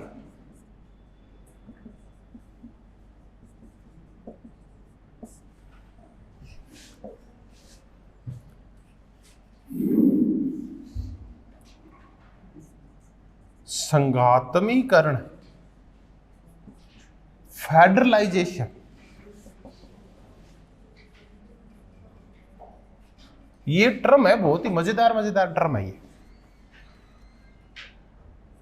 3M, मंडल, मंदिर और मार्केट।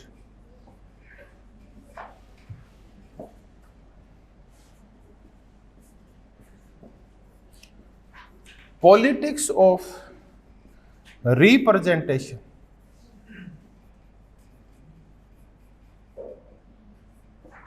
पॉलिटिक्स ऑफ रिप्रेजेंटेशन और क्षेत्रीय दल और मौन क्रांति, साइलेंट रिवॉल्यूशन। आगामी चर्चा अपन इनके चारों ओर केंद्रित करते हैं। 1989 के बाद क्या क्या हुआ इसकी बात करते हैं।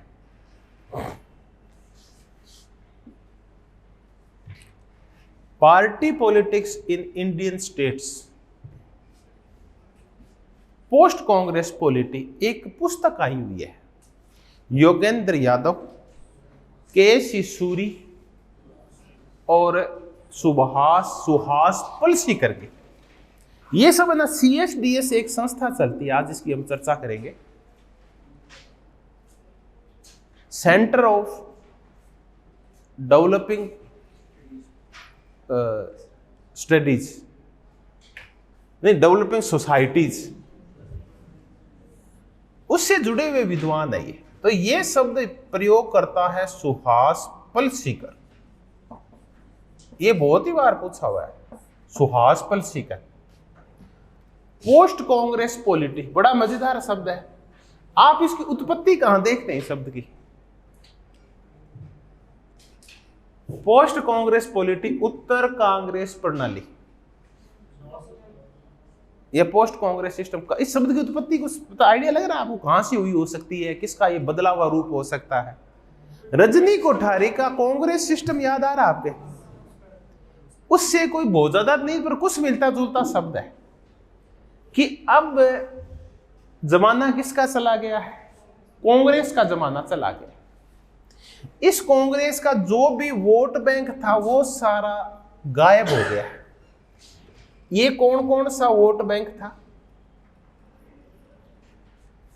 ये वोट बैंक था उच्च जातियां, क्योंकि कांग्रेस में बहुत लंबे समय तक प्रतिनिधित्व तो सिर्फ किसका रहा? उच्च जातियों का रहा। मुख्यमंत्री वगैरह बड़े पद हमेशा ही उच्च जातियों के पास थे। दूसरा था को ये मुस्लिम, कमंडल की राजनीति के बाद और ये रामलला वाले पूरी घटनाओं के बाद और 1992 में जो गलत तरीके से हैंडल किया गया तात्कालिक प्रधानमंत्री नरसिम्हा राव द्वारा बाबरी मस्जिद प्रकरण को, उसके बाद से मुसलमान भी किससे दूर हो गए? कांग्रेस से। 1992 के बाद की घटनाएं। तीसरा, ये जो एक कंसेप्ट चलता है ग्राहकवाद, ग्राहकवाद का कंसेप्ट ये कहता है, इसका है, मैं बता रहा हूं, मायरन वीनर का। ये ग्राहकवाद ये कहता है कि कांग्रेस ने ना ऊपर के लेवल के ऊपर तो सबको थोड़ा थोड़ा प्रतिनिधित्व दे दिया, सेंटर लेवल के ऊपर तो दलितों को भी, जैसे जगजीवन राम को उभार लिया, 2-3 ओबीसी के नेता उभार लिए, कुछ एक आधा एसटी को साथ रखा करते थे ये। लेकिन ये ना स्थानीय स्तर के ऊपर है ना, यहां वर्चस्व हमेशा ही उच्च जातियों का था कांग्रेस में, स्थानीय स्तर के ऊपर, जिले में, राज्यों की राजधानियों में। यहां जो बाकी कौमें थी ना, जितनी भी ओबीसी और दलितों की और मुसलमानों की, ये सिर्फ ग्राहक थी, ग्राहक बेटे। इसमें ये तो पॉलिसी बेचने वाले थे और वो पॉलिसी खरीदने वाले थे। वो सारी जातियां मिलकर उच्च जातियों से निवेदन करती थी, जो कांग्रेस का नेतृत्व किया करती थी कि हमारे लिए भी कुछ करो, ताकि हम आपको क्या देंगे? वोट देंगे। तो वो भी फिर है ना इनसे पिछड़ने लगे। ओबीसी जातियां भी इनके हाथ से निकल गई जब क्या आया? कमंडल आया। कमंडल मंडल आया। तो मंडल के बाद ये जातियां भी चली गई इसके हाथ, मंडल कमीशन के बाद। और जब मायावती का उभार हुआ, साइलेंट रिवॉल्यूशन वगैरह हुई, तो कौन चली गई इसके हाथ से? दलित भी चले गए। तो कांग्रेस को सारे छोड़ के चले गए। उच्च जातियां गई कमंडल की वजह से, हिंदुत्व की लहर की वजह से जो बीजेपी ने खड़ी की। मुस्लिम गए गलत तरीके से हैंडल करने की वजह से, राम मंदिर वाले इस पूरे प्रकरण में। ओबीसी गई मंडल कमीशन की वजह से, जो उसको आरक्षण दिया गया। और दलित गए बसपा की वजह से। तो सारी जातियां, उत्तर कांग्रेस पॉलिटी आ गई है। अब ये कांग्रेस पॉलिटी में क्या हुआ करता था आप बताओ? सारे मूर्ख और धूर्त, सारी जातियां, सारे विचारधाराएं कहां आराम पाया करती थी? छाता पार्टी के नीचे। अब याद आ गया ना? अब ये है पोस्ट कांग्रेस पॉलिटी। अब कांग्रेस के पास कुछ भी नहीं है, सब छोड़ के उसके छाते के नीचे से भाग गए हैं। अब इंद्रधनुष में कोई ज्यादा रंग नहीं है। ये हुआ लोकतांत्रिक उछाल। ये एक बड़ा मजेदार शब्द है, डेमोक्रेटिक अपर्चस। इस शब्द का प्रयोग करता है योगेंद्र यादव।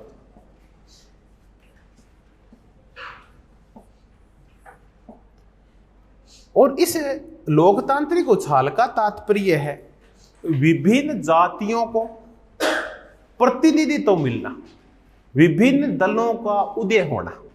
यह है लोकतांत्रिक उछाल। अभी चर्चा कर लेते हैं लोकतांत्रिक उछाल क्या है। लोकतांत्रिक उछाल का तात्पर्य है बहुत सारे दल, योगेंद्र यादव अच्छा मानता है,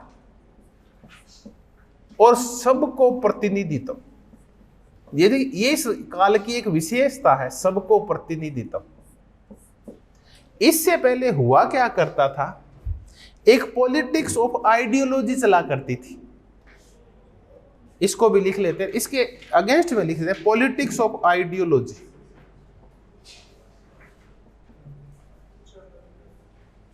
विचारधारा की राजनीति जब चला करती थी तो बहुत सारी जातियों को उसमें प्रतिनिधित्व नहीं मिला करता था। दलित भी अपने हित विचारधारा के नाम पे समर्पित कर देते थे, किसान भी अपने हित विचारधारा के नाम पे समर्पित कर देते थे। फिर आए ना जब 1989 के बाद का दौर, तो उन्होंने कहा कि हमें पॉलिटिक्स ऑफ आइडियोलॉजी को पसंद है नहीं है। इस पॉलिटिक्स आइडियोलॉजी के जाने का तात्पर्य है कि जो मध्यम मार्गी एक विचारधारा थी, एक समाजवादी टाइप विचारधारा थी, किसकी, कांग्रेस की, वो गायब हो गई। कम्युनिस्ट धीरे धीरे हाशिए पर चले गए, क्योंकि वो लोग आइडियोलॉजी से प्रेम नहीं करते हैं। हर जाति चाहती है कि मुझे क्या मिले, प्रतिनिधित्व मिले। तो पहले लोगों की पहचान विचारधारा के आधार पर हुआ करती थी, हम यही करते हैं। अब बताओ 90 के बाद वैश्विक स्तर पे क्या हुआ था, आप बताओ। पॉलिटिक्स ऑफ आइडियोलॉजी चली गई, कौन खत्म हो गया, यूएसएसआर खत्म हो गया, तो कौन चले गए, ये साम्यवाद चला गया। उसके बाद पहचान की राजनीति तेज हुई, आपको पता हो तो। तब फिर क्लैश ऑफ क्या हुआ, सिविलाइजेशन आया। तब हरेक जाति, हरेक धर्म, हर कबीला अपनी स्वतंत्र पहचान के लिए पीछे की ओर चलने लगा, दक्षिणपंथी होने लगा। तो वो अपनी धर्म और जातियों में पहचान खोजने लगा। ऐसे ही दौर में भारत प्रभावित हुआ, उसने सब लोगों ने विचारधाराएं छोड़ दी और हर जाति अब क्या चाहने लगी, रिप्रेजेंटेशन चाहने लगी गवर्नमेंट में, कि मेरे हो मंत्री, मेरे हो मुख्यमंत्री, मेरे हो अफसर, ये चाहने लगी। मेरे हो सरपंच, मेरी जाति का हो प्रधान, मेरी जाति का हो जिला प्रमुख। इससे पहले वो सारी चीजों को काय पे दांव पे लगा दिया करती थी आइडियोलॉजी। और आइडियोलॉजी जब चला करती थी तो प्रतिनिधित्व तो कुछ ही जातियां किया करती थी। यहां तक कि कम्युनिस्टों में भी उच्च जातियां हावी थी। शुरुआत के सारे नेता उठा के देख लो कम्युनिस्टों के किस जाति के। तब ये जाति है ना, सारी जो दलित थे और ओबीसी की गांव की जो जातियां थी, इन सब ने अपना प्रतिनिधित्व मांगा कि संख्या बल हमारा ज्यादा है, जबकि हमारी जातियों का कोई रिप्रेजेंटेशन नहीं है। तब फिर यादवों ने, तब फिर गुजरों ने, तब फिर लोधियों ने, तब फिर भांति भांति की जो किसान जातियां थी, दलित जातियां थी, इन्होंने अपना रिप्रेजेंटेशन मांगना शुरू कर दिया। हर जगह अपने मंत्री, सरपंच, प्रधानमंत्री, मुख्यमंत्री मांगने शुरू कर दिए। तब एक नई पॉलिटिक्स आई, इसको वो क्या बोलते हैं, तब इन प्रतिनिधित्व को देने के लिए क्या पैदा हुए, बहुत सारे दल पैदा हुए। तब यादवों को प्रतिनिधित्व देने के लिए दल पैदा हुआ। समाजवादी पार्टी कहां, यूपी में, ये इसका मुलायम सिंह वाला। राजद कहां पैदा हुआ, बिहार में, ठीक है। तब और जाटों को प्रतिनिधित्व देने के लिए फिर ये खड़े हुए सारे, इनेलो वगैरह ये खड़े हुए, ये मजबूत हुए। या फिर ये इसका खड़ा हुआ चौधरी चरण सिंह वाले बेटे वाला पार्टी, ये खड़ी हुई। तो ऐसे ना बहुत सारे दल खड़े हो गए नए नए। दलितों को देने के लिए मायावती एक प्रतिनिधित्व देने के लिए खड़ी हुई भी, ये रिप्रेजेंटेशन दूंगी मैं दलितों को। तो ये मुद्दा शुरू हुआ। इसको वो व्यक्ति क्या बोलता है, योगेंद्र, लोकतांत्रिक उछाल बोलता है। लोकतांत्रिक उछाल का मतलब है कि अब हर जाति राजनीति में सक्रिय हो गई है। हर जाति अपना क्या ढूंढ रही है, रिप्रेजेंटेशन ढूंढ रही है भी, कैसे न कैसे हमारे भी प्रतिनिधि हो। तो जो जातियां सिर्फ ग्राहक हुआ करती थी कभी, वो जातियां अब सत्ता में क्या मांग रही है, हिस्सेदारी मांग रही है। वो किसान जो संख्या बल में भारी थे, उनको ना 89 के बाद समझ में आया कि हमारा भी कोई वजूद है और हम भी सरकार में हिस्सेदारी कर सकते हैं। तब उन्होंने अपने मुख्यमंत्री बनाना शुरू किया। ये जो नए नए और आपको जो ओबीसी और दलितों के मुख्यमंत्री दिखाई दे रहे हैं, ये कौन सी राजनीति के तहत है, लोकतांत्रिक उछाल के तहत। इसने बहुत सारे फिर किसान नेता पैदा किए, दलित नेता पैदा किए। तो ये अब दो चीजें जुड़ गई है।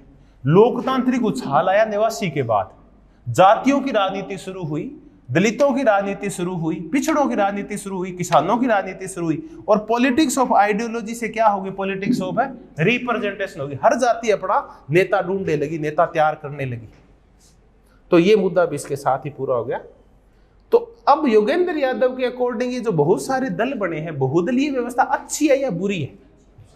अच्छी है, क्योंकि जितने ज्यादा दल होंगे हर एक जाति को उतना ही ज्यादा क्या मिलेगा? प्रतिनिधित्व मिलेगा।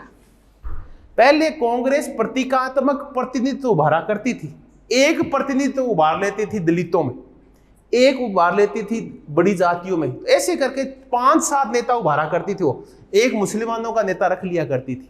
ये 5-7 नेता रखने के बाद बाकी सारे हजारों पद थे वो कुछ जातियों के पास हुआ करते, उस जातियों के पास।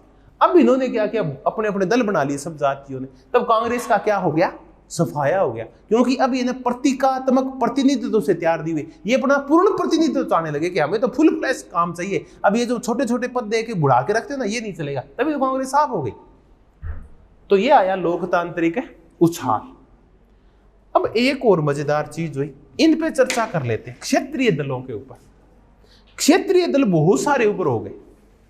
इन क्षेत्रीय दलों के उभार का परिणाम क्या निकला? कि संघ मजबूत हो गया। अब कोई भी सरकार ऐसी नहीं थी जो क्षेत्रीय दलों के बगैर क्या बना ले? सरकार बना ले। 13 दलों की सरकार बनी, तो बीजेपी एक थी कि कौन सी पार्टी? National party. बाकी सारे दल कौन से थे? क्षेत्रीय दल। तो ये ममता बनर्जी की पार्टी, चंद्रबाबू नायडू की पार्टी, AIDMK और DMK, असम गण परिषद, अकाली दल, इनेलो, रालोद, राजद, यूनाइटेड, ये जनता दल U, जनता दल S, ये सारे कौन सी पार्टियां? ये सब क्षेत्रीय पार्टियां हुआ करती थी। इन सब के बगैर अब सरकार बनाना क्या हो गया? मुश्किल हो गया। तो क्षेत्रीय दलों का महत्व बढ़ा, और इन क्षेत्रीय दलों ने फिर प्रतिनिधित्व की राजनीति, पॉलिटिक्स ऑफ रिप्रेजेंटेशन को बढ़ावा दिया या कम किया? बढ़ावा दिया। हर जाति ने अपना रिप्रेजेंटेटिव तैयार कर लिया, अपने नेता तैयार कर लिए, हर एक जाति ने। तो क्षेत्रीय दलों का महत्व बढ़ा। इस क्षेत्रीय दलों के महत्व से एक तो पॉलिटिक्स ऑफ रिप्रेजेंटेशन होने लगी, प्रतिनिधित्व की राजनीति ज्यादा मजबूत होने लगी, अपने आप प्रतिनिधियात्मक लोकतंत्र और मजबूत हुआ। मैं एक शब्द लिखता हूं, प्रतिनिधियात्मक लोकतंत्र। मैं ये कह रहा हूं 1989 के बाद ये मजबूत हुआ है। आप बताओ कैसे? मैं कह रहा हूं प्रतिनिधियात्मक लोकतंत्र 1989 के बाद मजबूत हुआ है।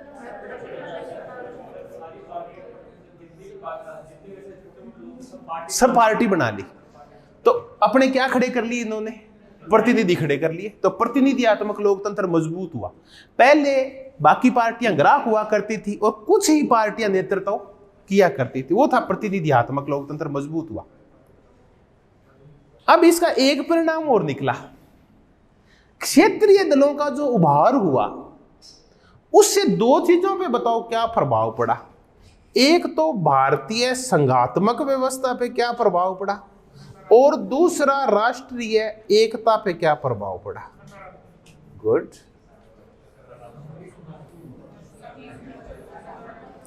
विरोधी आवाजें उठना भी जरूरी है। देखिए ये दोनों ही मजबूत हुए। कौन है? पहले तो इसकी व्यवस्था करते हैं कि संघात्मक व्यवस्था क्या हुई? मजबूत हुई। संघात्मक व्यवस्था तब कमजोर होती है जब सारी शक्तियां राज्यों से लेकर कौन हड़प लेता है, तब केंद्र बार बार जब 356 लगाता है, तो फिर संघात्मक व्यवस्था नहीं रहती, वो तो एकात्मक हो जाती है। संघात्मक व्यवस्था वो होती है जिसमें राज्य एक स्वायत्त भूमिका में होते हैं। अब 356 का प्रयोग बंद हो गया जब से कौन सी सरकारें आई? गठबंधनात्मक सरकारें। वरना पहले इसकी सरकार आई मोरारजी की, कितने राज्यों से सरकारें चली गई? 9 नहीं, वो राष्ट्रपति शासन लगा दिया शायद 8-9 जगह। जब इंदिरा गांधी आई तो 8-9 जगह क्या लगा दिया? उसने लगा दिया। अब नहीं लगते, अब यदा कदा और मजबूरी में लगाए जाते हैं। 356 का प्रयोग अब नहीं किया जाता। 1990 के बाद बहुत ही कम हो गया। दूसरा तो इससे राज्यों को है ना बार्गेनिंग का भी मौका मिला। राज्य अब केंद्र से बार्गेनिंग करते हैं। इस व्यवस्था को बोलते हैं कौन सी व्यवस्था? संघात्मीकरण हो गया है। तो इन क्षेत्रीय दलों के उभार ने संघात्मक व्यवस्था को मजबूत किया, क्योंकि राज्यों का महत्व बढ़ गया। चंद्रबाबू नायडू प्रधानमंत्री को फोन करता है अटल बिहारी जी को, अटल बिहारी जी कैसे हैं? अटल बिहारी जी भाग के खड़े होते हैं, अरे ठीक है भैया जी, आप सुनाओ आप कैसे? 2 कविताएं सुनाते हैं उसको। वरना ये अगर गठबंधन सरकारें नहीं होती, अटल बिहारी जी चंद्रबाबू नायडू का फोन नहीं उठाते, कविताएं सुनाना तो बहुत दूर की बात है। तो संघात्मक व्यवस्था क्या हुई? मजबूत हुई इससे। इसी को संघात्मीकरण, ये फेडरलाइजेशन बोलता है बलवीर अरोड़ा। ये प्रोफेसर है शायद कौन सी यूनिवर्सिटी में, बलवीर अरोड़ा।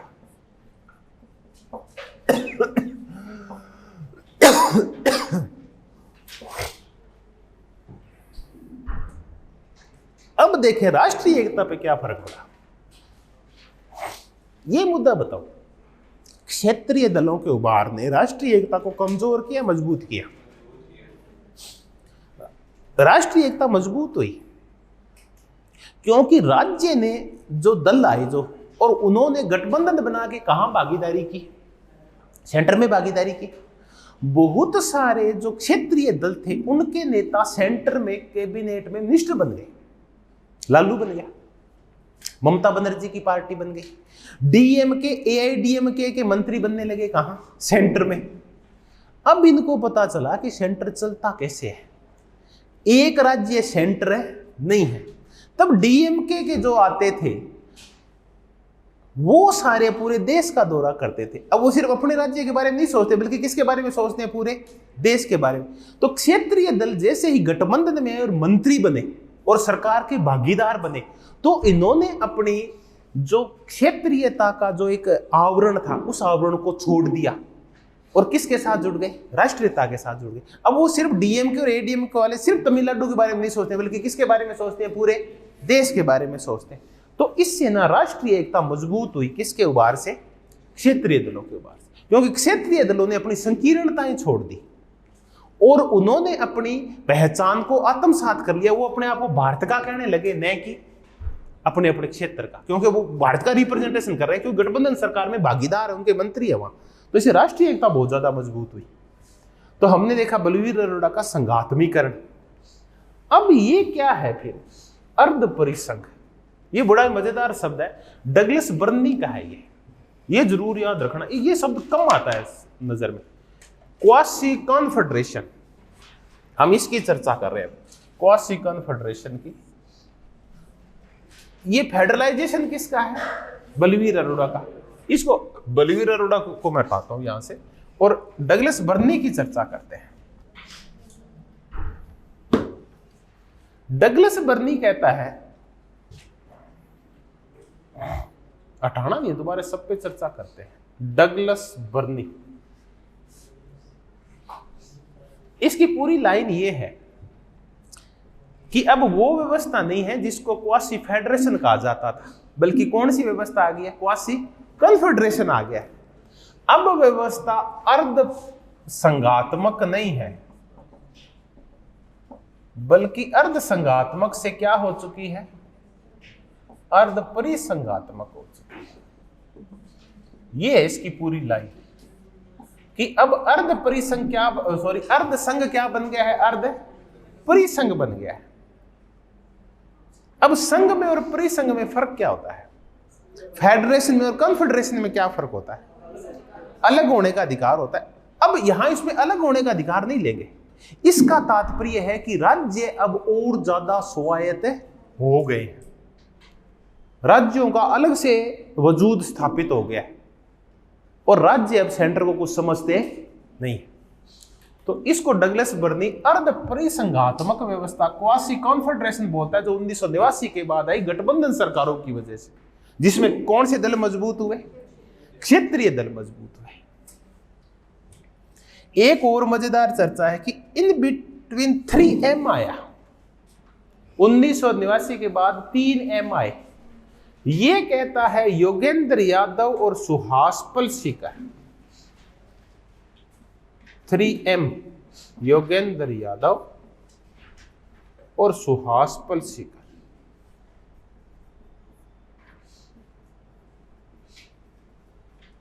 अब इनकी चर्चा करते ही मुद्दा समझ में आ जाएगा। काय की राजनीति आई? मंडल की राजनीति आई। मंडल समझ गए? बिंदेश्वरी प्रसाद मंडल की ओबीसी को आरक्षण देने की रिपोर्ट, उसके बाद ओबीसी की जातियां, किसान जातियां जो नॉर्थ इंडिया की थी, वो अपना वजूद पहचान गई कि हमारे अंदर भी ताकत है, हम भी अपने नेता स्वतंत्र रूप से खड़ा कर सकते हैं। अब हम कांग्रेस के साथ नहीं रहेंगे क्योंकि हमें वहां क्या नहीं मिलता, रिप्रेजेंटेशन नहीं मिलता। मंडल कमीशन की वजह से कौन सी प्रणाली आई? उत्तर कांग्रेस, क्योंकि इसने ना ओबीसी को तोड़ दिया कांग्रेस से। मंदिर आया, यानी कमंडल की राजनीति आई। इस मंदिर की राजनीति को हम कौन सा बोलते हैं? मंडल और कमंडल। कमंडल तो महात्मा जी रखते हैं, इसका मतलब धार्मिक राजनीति आई। और इस धार्मिक राजनीति के ऊपर, दक्षिणपंथी राजनीति के ऊपर, और राम मंदिर के मुद्दों के ऊपर, और राष्ट्रीय संस्कृति, एक देश एक संस्कृति के ऊपर, उग्र राष्ट्रवाद के ऊपर सवार होके और एक दल ने बहुत तेजी से प्रोग्रेस की। जिस दल के पास सिर्फ 2 MP हुआ करते थे 1984 में, वो 96 तक आते आते देश का सबसे बड़ा दल बन गया केंद्रीय स्तर के ऊपर, और 2019 तक आते आते अधिकांश राज्यों में और सेंटर में उसने क्या पसार लिए? पैर पसार लिए। तो वो कौन सी राजनीति है? कमंडल की। ये कब आई? 1989 के बाद आई, जब से रथ यात्राएं शुरू हुई। किसकी? आडवाणी की। तो तीसरा आया मार्केट आया तो 1989 के बाद एलपीजी आई। अब पार्टी चाहे देवगौड़ा की हो, पार्टी चाहे मनमोहन सिंह की हो, पार्टी चाहे किसी की हो, चाहे बीजेपी की हो, वही बीजेपी जो कभी विरोध किया करती थी किसका? एलपीजी का, जो स्वदेशी का नारा लगाया करती थी, वही बीजेपी आज एमएनसी का पलक पावड़े बिछा के, रेड कारपेट बिछा के क्या कर रही है? स्वागत कर रही है। तो एलपीजी एक ऐसा मुद्दा हुआ जो कोई भी सरकार आई उसके बाद, यहां तक कि कम्युनिस्टों की सरकार ने भी बंगाल में और केरल में एलपीजी को क्या कर लिया? स्वीकार कर लिया। बाजारवाद एक सर्वव्यापक नीति बन चुकी है। निजीकरण, बाजारवाद और ठेकाकरण। अब ये एक पार्टी की बपोती नहीं है, बल्कि अब इसको कम्युनिस्ट पार्टियों तक ने स्वीकार कर लिया है। तो क्या हावी हो गया? एक कॉमन मुद्दा कौन सा खड़ा हो गया? मार्केट का। अब 3 कॉमन मुद्दे हैं, दो तो पक्के ही हैं कि अब आपको ओबीसी जातियों का समर्थन लेना ही पड़ेगा, इनके दावे क्या करने पड़ेंगे? स्वीकार। चाहे कांग्रेस हो चाहे बीजेपी हो, आप इनके दावों को अस्वीकार नहीं कर सकते। ओबीसी के दावों को, इनके दावे सर्वव्यापक हो गए। दूसरा, कौन सी चीजें सर्वव्यापक हो गई है? मार्केट। आप चाहे कोई आइडियोलॉजी हो, आपको भूमंडलीकरण, वैश्वीकरण और निजीकरण का समर्थन करना ही पड़ेगा।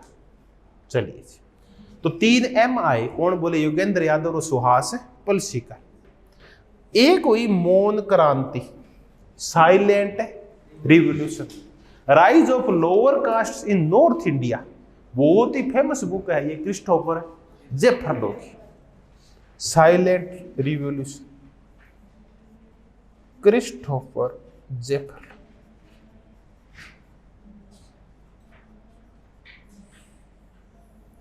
और वास्तव में शब्द जोरदार गढ़ा है। पहले कहीं गढ़ा हुआ ये शब्द पहले वेस्टर्न में चलता है कहीं कहीं। मैंने ये किताब और पढ़ी ऐसी है, लिखाई भी थी शायद पहले आपको कहीं। मौन क्रांति। मौन क्रांति का तात्पर्य है कि समाज में कोई हिंसा नहीं हुई,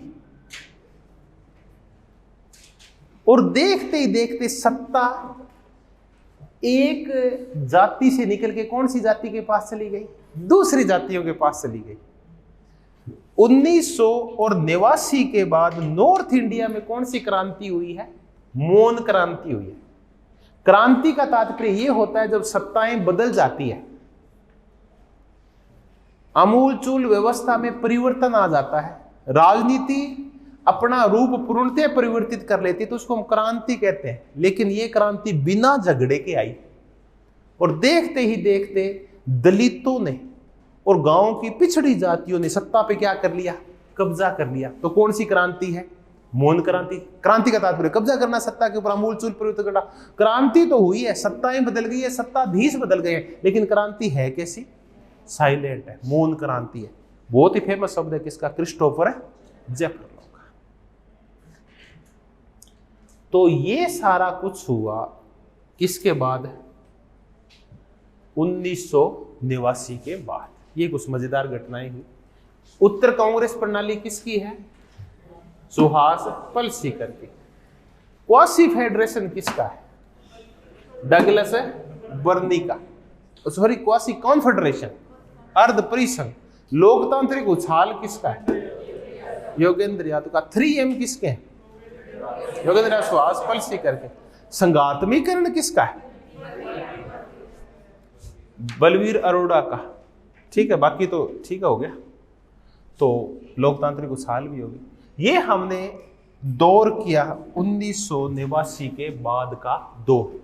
अभी कुछ नई पुस्तकें आएगी ना, ये दौर चर्चा करेगी 1914 के बाद का दौर। 2014, मैंने क्या बोल दिया? 1914 क्या? 2014 के बाद के दौर की चर्चा होगी। ये दौर है ना, ये जातियों का दौर नहीं है। ये दौर किसका है? धर्म का दौर है। इस दौर की विशेषता है कि ये जातियों का नहीं बल्कि धर्म का दौर है। इस धर्म के दौर में जो कमजोर हुई है जो चीज, वो कौन सा लोकतंत्र कमजोर हुआ है? प्रतिनिधियात्मक लोकतंत्र इस दौर में कमजोर हुआ है, क्योंकि बहुत सारी जातियों के जो प्रतिनिधि थे वो साफ हो गए। मायावती साफ हो गई। ये जितनी भी किसान दलों की जो भी पार्टियां थी और मुख्यमंत्री बना करते थे, ये सारे क्या हो गए हैं? साफ हो गए। क्योंकि अब ओबीसी जातियों को और दलित जातियों को एक बार मोबिलाइज करके, उनको इकट्ठा करके, और उनकी पहचान बदली जा रही है। और ये कहा जा रहा है कि तुम्हारी पहचान का दायरा व्यापक है। तुम जातियां नहीं हो, बल्कि जातियों से बढ़ के तुम एक धर्म हो। तो तुम्हारी पहचान अब आगे से क्या होगी? धार्मिक होगी। अब जब पहचान किसी भी जाति की व्यापक कर दी जाती है, तब उन जातियों को हमेशा ही क्या होता है? नुकसान होता है। क्योंकि अब आपकी जातीय पहचान खत्म हो गई है और धार्मिक पहचान जब कायम हो रही है, तो दायरा तो व्यापक हो गया है, लेकिन अब आपके प्रतिनिधि तो जाता रहा। परिणाम ये निकलता है कि जो कभी किसने किया था? कांग्रेस ने किया था। सेम हालात जातियों की अब किस में हो जाएगी? बीजेपी में। ये जो भी ओबीसी और दलित जातियां हैं, इनके प्रतिनिधि अब क्या होंगे? धीरे धीरे गायब हो जाएंगे। फिर एक दिन वो प्रकरण आएगा जब हम पढ़ रहे हैं उत्तर कांग्रेस प्रणाली। फिर ये जातियां अपना वजूद ढूंढेगी। दलितों ने वजूद ढूंढना शुरू कर दिया है। फिर आएगी एक पोस्ट बीजेपी सिस्टम। चलिए, तो व्याख्याएं करते हैं। व्याख्याएं चलती रहनी चाहिए, देखते हैं क्या होता है। अब आएगी तब देखेंगे, है ना। मैंने भविष्य की घोषणा कर दी। चलिए, कभी देखिए, अपन फिर चलते हैं। अपन चलते हैं क्रिस्टोफर लेने के पास। अंतिम चर्चा है। क्रिस्टोफर लेने ये कहता है यूनिपोलर इल्यूजन, एक ध्रुवीय विश्व का भ्रम। यही तो है, एक ध्रुवीय विश्व का भ्रम। कोई ताकत जब सुपर होती है, कोई भी जब सुपर पावर टॉप पे होती है, तो उसका ये नहीं लगता कि ये कभी खत्म भी होगी। जब अंग्रेज अपने ऊपर राज किया करते थे और पूरे संसार के ऊपर जब ईस्ट से लेकर वेस्ट तक जब महारानी का सिक्का चला करता था, किसने सोचा था क्या कि अंग्रेज ऐसी थर्ड क्लास और तृतीय दर्जे की शक्ति हो जाएगी? किसने सोचा था? नहीं सोचा था किसी ने। यूरोप में उसका वजूद नहीं होगा, वो वजूद तलाशेगी यूरोप के अंदर ही, और वो भागेगी किसको छोड़ के? एक दिन ईयू को छोड़ के। खत्म हो गई। आज से 15 साल पहले जब 2001 और 3 के इराक और वो वार चल रहे थे और 2007-8 की मंदी नहीं आई थी, तब किसने सोचा था कि अमेरिका कहां जाएगा? नीचे आ जाएगा। तो एक भ्रम होता है अपना। कि जो एक बार महाशक्ति बन गया वो हमेशा ही क्या रहेगा, महाशक्ति। किसने सोचा था कि इंदिरा गांधी जो इतनी बड़ी नेता है, जवाहरलाल नेहरू जो इतनी बड़ी पार्टी का अध्यक्ष है, ये पार्टी एक दिन विपक्षी दल का दर्जा प्राप्त नहीं कर पाएगी और इसकी सीटें घट के 44 रह जाएगी। किसी ने सोचा था कि इतना बुरा हालात होगा, जो कभी पूरे देश पे राज किया करती थी। तो ये सब यूनिपोलर जो इल्यूजन लग रहे हैं आपको, ये मानसिक भ्रम है। कोई भी चीज इस दुनिया में स्थिर है नहीं। तो अभी भी जो आपको लग रहा है ना सब कुछ कि क्या होगा, तो ये भी कोई स्थिर चीज है नहीं है। फिर चुनाव आएंगे, फिर बदलाव होंगे। चलिए कुछ ऐसी उम्मीद के साथ आगे फिर अपन कभी पढ़ेंगे, तो एक नया पार्टी सिस्टम पढ़ेंगे। ठीक है, धन्यवाद, बहुत बहुत धन्यवाद।